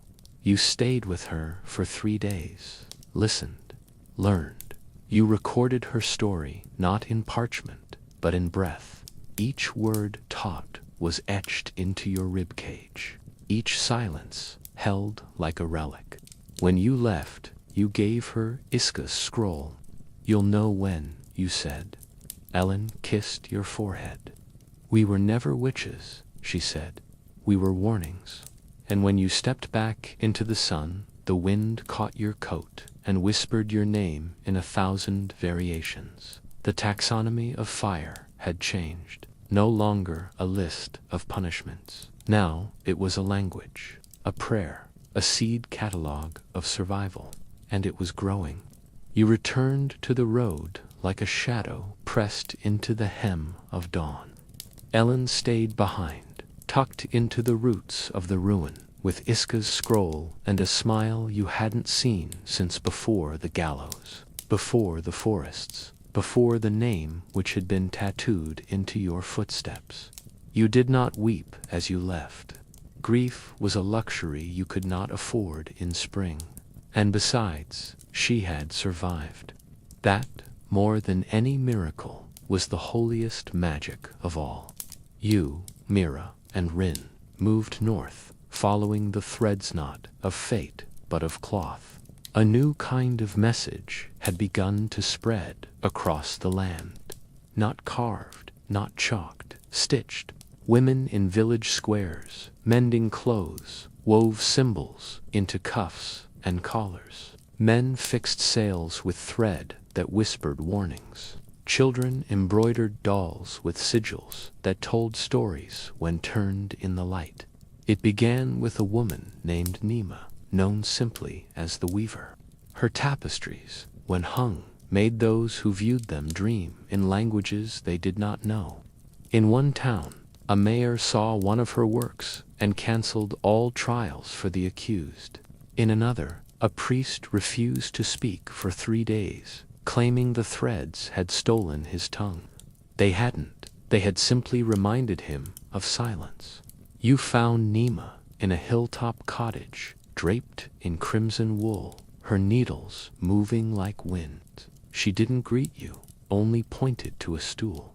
You're late, she said. The needles have been singing of you for days. Mira arched a brow. They always do that, Nima snorted. Only when the right ones are near. Rin watched in awe as she pulled thread through a frame and murmured names. Each color remembers someone, she explained. Gold for the betrayed, blue for the seekers, green for the ones who survived the fire. Then she added, without looking up, and black for the ones who became the fire. Nima taught you to weave the lexicon into cloth, not just as symbol, but as spell. Every loop and knot a memory, every thread a boundary. It wasn't enough to hide anymore. Now was the time to bind. We've forgotten how to claim space, she said. We need to hang our stories where the world can't look away. So you helped her craft banners, not of rebellion, but of reminder.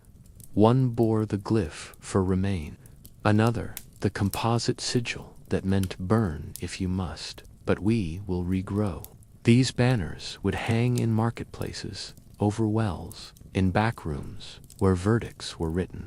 But weaving wasn't safe. Word spread.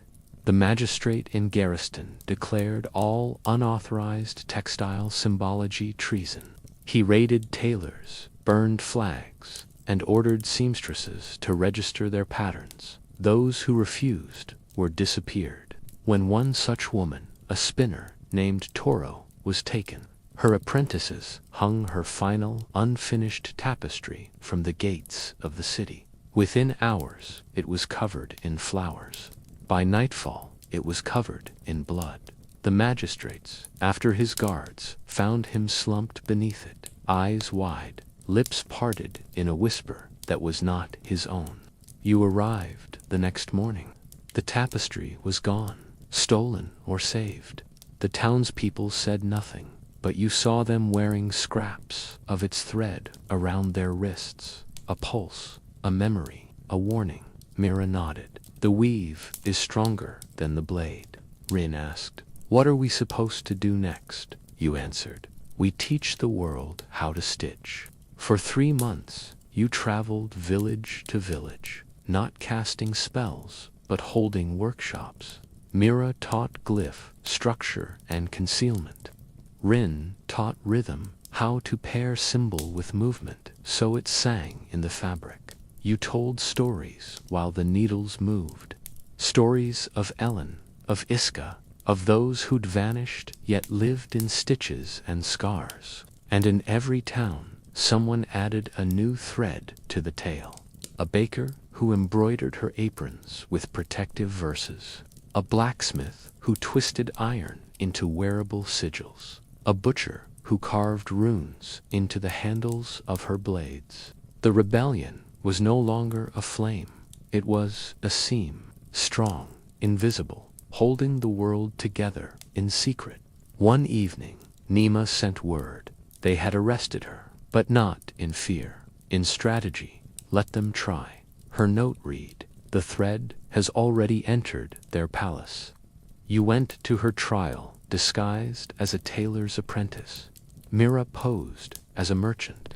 Rin, bravely, as a mute messenger. In the courtroom, Nima stood calm in a plain robe. Her tapestries had been banned, her guild dissolved, her crime, seditious embroidery. But when the judge lifted the robe to show the jury, every inch of fabric was alive with moving light. The glyphs, encoded so subtly, began to shimmer. The jury gasped. The guards backed away. You did nothing, just watched, because the spell had already been cast. The judge tried to speak, his tongue tangled. His voice echoed phrases not his own. Nima turned slowly, raised her hands, and simply said, I wove the truth into your silence. The jury stood as one, dismissed. One of them said, we've already read the verdict. She was released before nightfall. You met her outside the gates. She looked to you, tired but triumphant. Did you see? She asked. The world knows how to read us now. You didn't smile. You simply took her hand and said, you walked back into the world, wearing robes stitched with every word the fire had failed to burn. And behind you, in the windows of homes, on the sleeves of strangers, in the banners fluttering over alleys and altars, your language shimmered. Not just survival, expression, ownership, power. The rebellion was no longer hidden in the margins. It was hemmed into the fabric of everyday life. And it was everywhere. The river town of Vel's Crossing had never seen war, plague, or fire. That, perhaps, was its curse. Complacency grew fat in its taverns. Magistrates slept easy in their homes. The town square was cobbled and clean, its gallows long dismantled, the scaffold planks now used for flower beds. The people there believed the witch hunts had ended decades ago, that laws had replaced pyres, that evidence mattered more than accusation. You knew better. Peace like this was only ever rented, and it was always paid for in silence. You came to Vel's Crossing, following whispers of a place called the Archive, underground collection of knowledge said to contain every spell, symbol, and story ever passed between those accused. It was never in the same place twice. Only rumor led to it, and only the desperate found it. Rin had heard about it from a fisherman who had seen a woman walk into the river and vanish. She left behind only a slip of cloth stitched with your mark and a single word, remember. That was enough to send you there. Vel's Crossing welcomed you with suspicious hospitality. The innkeeper gave you rooms without asking for coin. The tavern keeper poured drinks with a knowing smile. We've heard of your kind, he said. Don't worry, We don't burn people here, Mira muttered. Yet, Rin asked, then what do you do with them? The man's smile widened. We forget them. That night, you sat in your room, tracing the mark into the condensation on your window. A place that forgets witches does not forget the fear. It just hides it better. You found the entrance to the archive on the third day beneath the river itself. An old mill house stood at the bend, its wheel still turning, though the building had been abandoned for years. Inside, you discovered a hatch beneath the stone floor, sealed, not with lock, but with language. A riddle written in old glyphs. Speak the truth they tried to unmake. Myra whispered your name into the wood.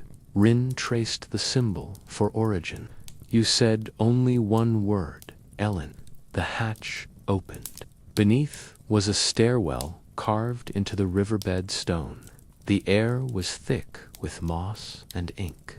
Lanterns hung from hooks, each lit with a cold, unwavering flame. The walls were lined with shelves, not of books, but of objects. A doll with two faces, a spoon bent into a spiral, a length of hair braided with wire. Each item bore a tag, a name, a place, and a silence. This was no library, this was memory incarnate, a museum of things unspoken. At the heart of the archive was a pool, still, black, impossibly deep. On its surface floated paper boats, each inscribed with a glyph. You watched as one slowly burned, then folded itself into nothing. These are stories ready to be lost, said a voice. A woman stepped forward, her eyes cataracted with ink. I am the curator. I keep what others fear to remember. She held out her hand to you. I've been expecting your spell. You gave her Mira's Ember Codex. She placed it into the water. It did not sink. Instead, it drifted among the boats, its pages lighting with a soft golden shimmer. Accepted, the curator said. Now we show you what you gave up. She led you to a sealed vault. Inside were names, hundreds, no stories, just names, carved into clay, etched into bone, stitched into linen. These are the ones who bore your marks before they had meaning, before you gave them language, before the fire learned your shape. Rin's voice cracked. Why are they locked away? The curator replied, because remembering them hurts, and because forgetting them kills. That night, Mira stayed behind to copy the archive's oldest weavings. Rin sat by the pool and whispered apologies to the boats. You stood beneath the dripping stone and listened. The water spoke in bubbles and sighs. It said, "This is not the end of fire." You asked the curator, "Why here? Why the river?" She touched the stone, because water remembers what land tries to bury. And then she gave you a key, not metal, a curl of paper soaked in salt and ink. You will know when to use it, she said. But understand, keys don't just open, they also lock. You left the archive before dawn. As you climbed out of the mill house, the air felt different, still listening. The town was awake, watching. Word had spread. Someone had seen you enter the river. Someone had seen the mark on your wrist. By midday, posters were up. Wanted, practitioner of unregistered sorcery. Beneath your likeness, an offer of coin. Mira sighed. So much for forgetting. You grinned. We've reminded them. The chase began that evening. Guards at the gate, dogs, crossbowmen stationed at the corners. But the town had changed. The innkeeper left you a trail of petals. The tavern keeper distracted a constable. The blacksmith whose daughter had once carved glyphs into her boots handed you a bundle of rope and a stolen map. Go north, he said, to the marshes. No one follows there. You didn't ask why he helped. You simply said, "Thank you." In the marshes, with mud up to your knees and crows as your only witnesses, you unfurled the paper key. It glowed faintly, then disintegrated in your hand. The next step appeared. A path of stepping stones, impossible, shimmering with memory. You followed. Rin followed. Mira followed. Behind you, Vel's crossing faded into fog. The archive was no longer beneath the river. It had moved, but its memory lingered. And so did yours. The marsh led you not to another town, but to a place that maps did not acknowledge. Hollow Hill. No roads led there. No rivers fed it. It rose from the earth like a wound sealed with moss. Locals spoke of it only in riddles. That hill hums, they said, or careful what you sing there. You came not because it promised shelter, but because the stones there were older than language, and the ground whispered in a voice that was not your own. Beneath Hollow Hill, they said, the first witches were buried, and they hadn't stopped singing. By the time you reached its crest, the wind had gone still. The hill itself was quiet, but not empty. Carved into its top was a spiral trench filled with standing stones. Each was shaped like a tongue, smooth and tall, etched with lines that danced in moonlight. Mira crouched to examine one. "Sound glyphs," she said. "Spells you sing." Rin brushed snow from another and whispered, "This one's humming." You placed your hand on the central stone and heard the melody, not in your ears, in your bones. A lullaby in a forgotten dialect. And you knew then, this was no graveyard. It was a choir. You camped inside the spiral, uncertain whether you were intruding or being welcomed. That night, the dreams came, not of fire or fleeing, but of women singing in a circle, feet bare, hands raised, light pouring from their mouths. Their voices melted walls, lifted roots, rewrote gravity. You woke, gasping, Mira shaking your shoulder. "You were speaking in your sleep," she said. "In a language I've never heard. You touched your throat. It was raw. I think it was theirs," you said. Rin sat nearby, eyes wide. "I heard it too. I dreamed it before you said it." The songs were contagious. Over the next 3 days, you explored the hill. Beneath it, in a crevice hidden by brambles, you found a tunnel. Smooth walls, warm air. At its end, a chamber, round and high-ceilinged, walls covered in murals, made not of paint, but dust fixed by breath. The images told stories. A woman singing to a river until it changed course. A child screaming a truth so sharp a tyrant's ears bled. A chorus of mothers humming spells into bread loaves. At the chamber's center lay a stone bowl filled with water. Every time you approached it, it rippled. Every time you sang a vin, a hum-it glowed faintly. "This place," Mira said, "is where language was reborn." The songs of Hollow Hill weren't melodies. They were instructions, healing spells disguised as cradle tunes, warnings hidden in laments, rebellions folded into praise. And when sung aloud, they moved the world, not violently, not visibly, but fundamentally. You tested one a simple tune of 3 notes and a pause. When you sang it near dead grass, it unfurled. Rin sang it near a bruised bird. It breathed again. Myra whispered it over a cracked pot, and the seam vanished. But songs travel. The humming stones began to draw others. On the 5th night, a group of 4 arrived dung, wind-burned, silent at first. They had followed the melody, carried by birds, by wind, by rumors. The 6th night brought a dozen more. Some carried instruments. One had only a bell, cracked in half, worn as a pendant. They did not ask what the songs meant, they only listened and learned. By the 10th night, the hills sang without command, and then the false priests came. 5 men, dressed in black, not for mourning but control, climbed the hill, demanding silence. "This is sacred ground," one barked. "Your witchery desecrates it."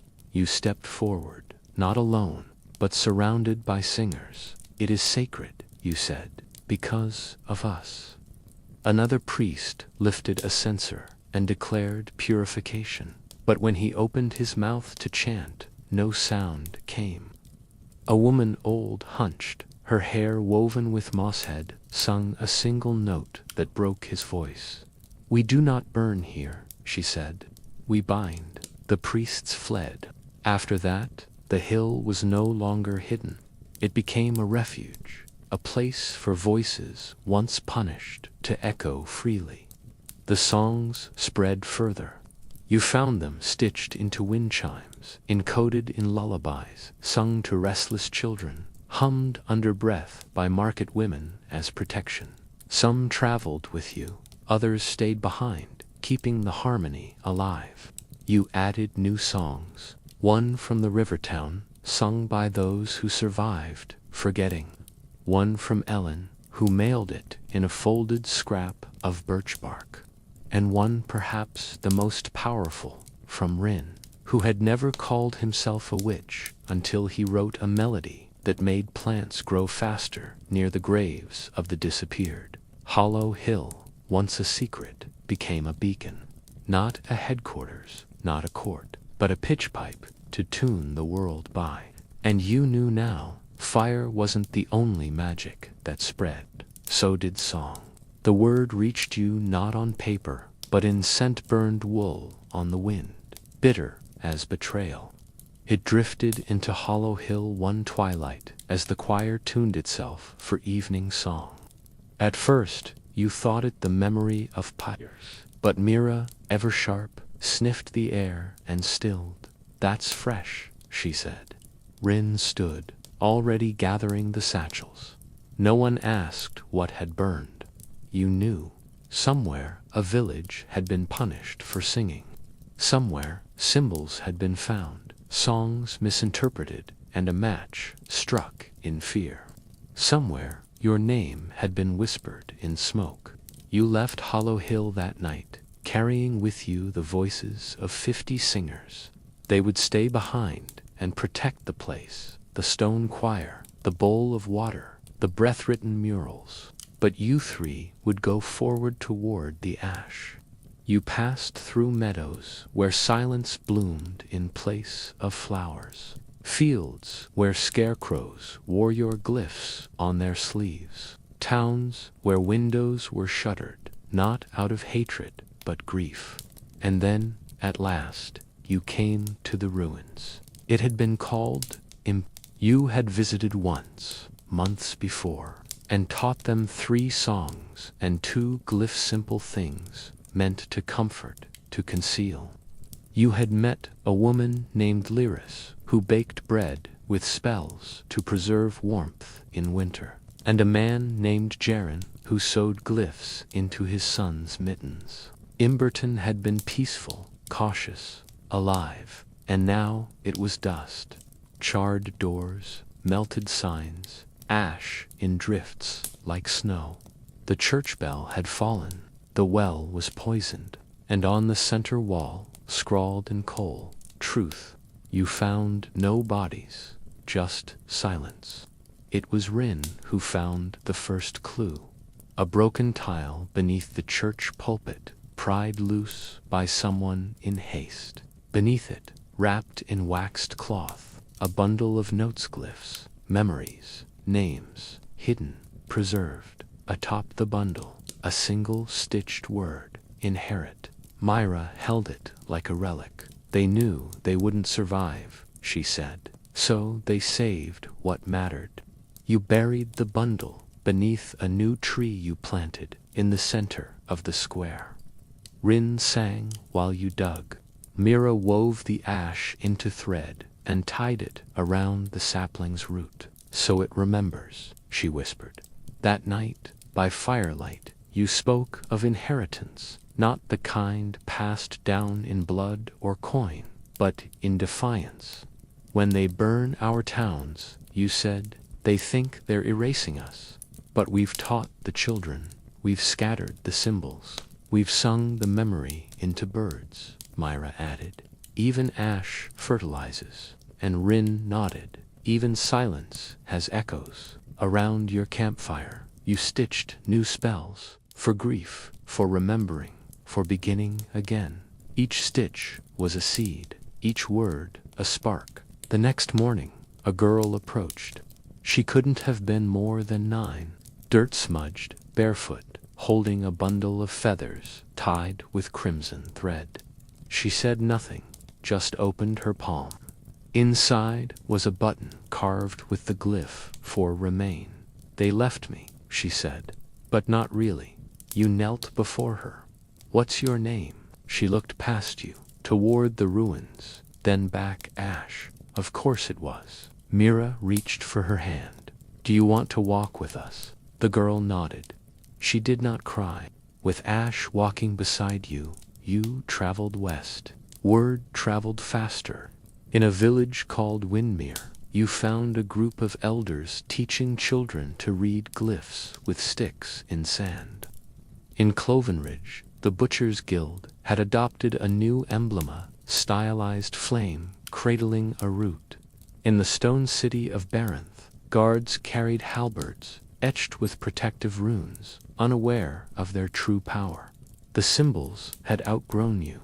The language was becoming public domain. But the fire, too, was evolving. The magistrates were changing tactics, less burning, more erasure. They banned lullabies with irregular meter, outlawed thread dyed blue, arrested those who whispered instead of spoke. They weren't hunting witches now. They were hunting patterns, difference, anything that resisted cataloging. They've learned, Rin said. They've adapted. Mira replied. So must we. You formed a new circle, not a coven, not a council, a wheel. It would never meet in one place. Its members would never share full names, but it would turn, always, passing knowledge like light passed through stained glass, scattered, refracted, beautiful. Each spoke of the wheel was a method, song, stitch, story, silence. Ash chose silence, not because she could not speak, because she knew its power. Your final act in Emberton's shadow was not revenge, but resurrection. You returned with saplings, rebuilt the square with benches made from burned beams, raised a shrine not to witches, but to memory, a place where no fire could erase what had been lived. On its wall, you carved not a mark, but a phrase. They tried to burn the story, so we became the storytellers, and the wind, passing through the stones, carried that story onward. As summer stretched over the land like a sigh, the wheel turned in silence and shadow.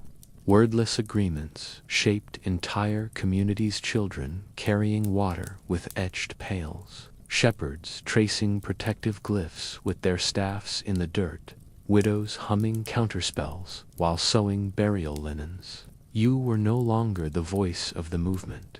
You were its echo. And like all echoes, your shape shifted with each retelling. In one town, they said you were a ghost. In another, a flame that walked like a woman. In some places, they said you had wings. What you had was a map, not a paper one, not one to fold or point at. It was a map of scars, some healed, some healing, some still open.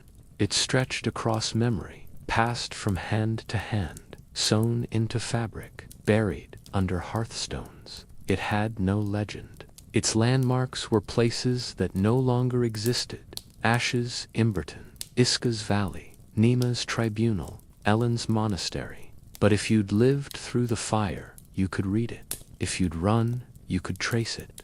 If you'd sung even one forbidden note, you'd know exactly where to place your foot next. You followed this map, not to flee, but to find. Rumors circled of a prison beyond the borderlands, a place where accused witches were held in secrecy. No trials, no public fires, no records, just disappearances. Mira found mention of it in a butcher's ledger, a shipment sent to Frostmere quarantine. Rin found it again in a coded letter sewn into the lining of a tradesman's cloak. Ash, ever quiet, simply pointed to a gap in the hills where birds avoided flying. There, she said. And so you went. Frostmere was not a place, it was a silence. High stone walls, unmarked gates, guards who wore no insignias, but you didn't come through the front. You came through the mountain. Old mining tunnels, mapped by hands long dead, guided you beneath. The air was cold and bitter with lime. Inside the fortress, the prisoners were held in soundless chambers. Muzzles of silk covered their mouths, not to punish, but to prevent spells. Their hands were bound in wool to smother sigils. You saw them, rows of women and men and children, seated in silence, eyes wide with truths they could no longer speak. Mira wept. Rin trembled. You stepped into the chamber and sang. It wasn't a spell, just a note, low and steady. A chord of recognition. The guards were not trained for song. Within seconds, every chamber echoed with the hum of response. One voice joined yours, then 2, then 20. Within moments, it was a chorus, growing, vibrating through stone. The wool bindings began to smolder, not burn, but loosen, the fibers unraveling in time with the pitch. One child, bound by threads across her lips, exhaled. The silk turned to ash. Ash ran ahead of you, barefoot and fearless, cutting cords with a blade made from her name. Rin threw open doors. Mira carried those who could not walk. You were not an army. You were a key. Outside, chaos waited. But so did the wheel. Dozens of riders, cloaked in weavings of resistance, blocked the road with wagons and fires and flocks of birds trained to fly into arrows. The escape was messy, wild, loud, everything the hunts hated. You rode with them until dawn, fleeing not into shadow, but into song. Frostmere was empty by sunrise. The silence left behind was different, now expectant, fractured. The escape changed everything. It proved the movement was not myth. It proved the wheel turned in more hands than they feared. It proved that when they erased one village, another would write it back into being. Across the land, fires sputtered out, not because the hunts stopped, but because the people started to refuse them. In one city, a judge struck down a witch sentence, citing inconsistencies in fire as evidence. In another, a librarian unbanned a book of lullabies. The rebellion didn't roar, it whispered, but it whispered everywhere. Still, you knew they would try again, maybe not with fire, maybe not with prisons, but they would always try to define what they feared. So you turned the map into a gift. You and Mira and Renandash, who now carried the quiet-like armor, began to gather the stories. You inked them into long ribbons, wove them into songlines, carved them into walking staffs. You traveled to the edge of every region, every border, and buried a copy of the map of scars. Not so it could be found, so it would already be known.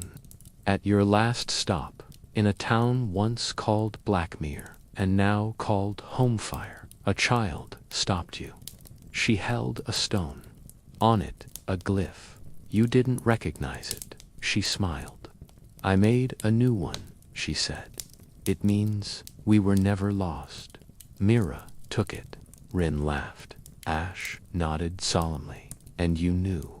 The wheel didn't need you anymore. It had turned far enough. The songs would outlive you. The stitches would mend others.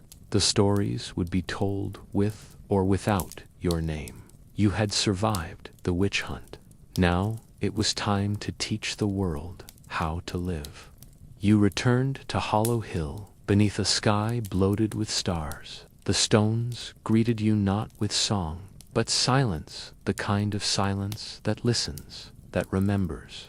You had been gone for 3 seasons, long enough for the moss to thicken, for the spiral trench to sink slightly deeper into the earth, for new names to be etched into the smooth surfaces. You walked the spiral path slowly, barefoot, feeling every turn like a memory winding tighter.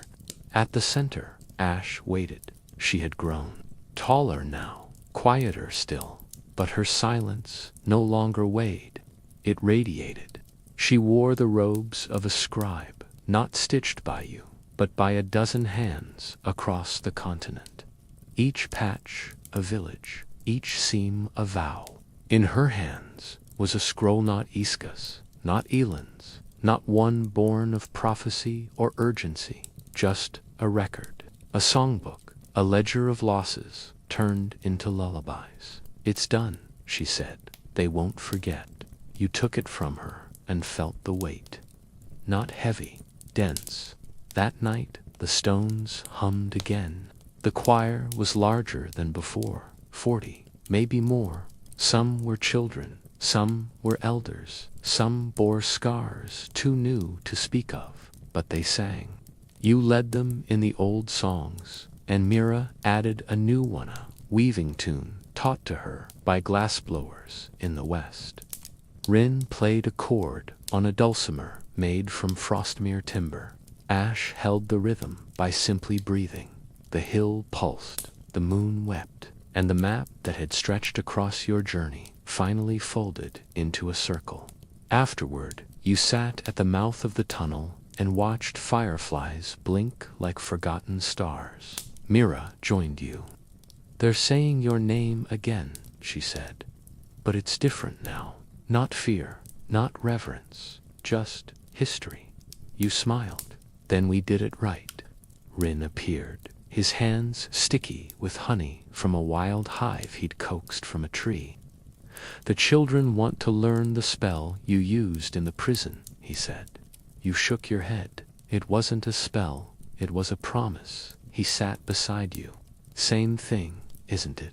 You opened the scroll Ash had given you. Inside lines, written in a dozen scripts. Some glyphs, some notes on staves, some paragraphs. At the end, a blank page. Beneath it, one sentence. Leave space for the next spell. You stared at it a long time. Then you set the scroll down, and for the first time in years, you wept. It wasn't sadness. Not entirely. It was grief seasoned with relief, memory salted with pride. You had carried too much for too long, and now others had picked up the weight. Not all of it, but enough. Mira leaned her head on your shoulder. So, she whispered, what do we do now? You looked toward the horizon, where the sky turned orange with the possibility of dawn. We live, you said. We rest. We let others lead. The next morning, you rose before the sun. You braided your hair, dressed simply, tucked the scroll into a satchel, and tied it shut. Then you walked to the spiral's center, one last time. You placed the scroll in the bowl of water. It did not sink. It floated, turning slowly, absorbing the light. A girl approached, you a stranger. She wore no glyphs, no robes, just a shirt with a single stitched word. Begin, she asked. Are you the witch? You smiled. Sometimes, she nodded. Good, I have questions. And so it began again. Not with fire, not with trials, not with spells wrapped in desperation, but with curiosity, with a girl and a question. with an answer that could wait until morning. You walked with her down the hill, pointing out the plants that remembered rain, the trees that carried echoes, the stone that sang only when you weren't listening. She didn't ask for magic, she asked for meaning, and you gave it, not as a secret, but as a story. Because once, a world forgot how to do that, and you remembered, and you taught us, and now we remember too. We survive together, as spell, as story, as promise, forever.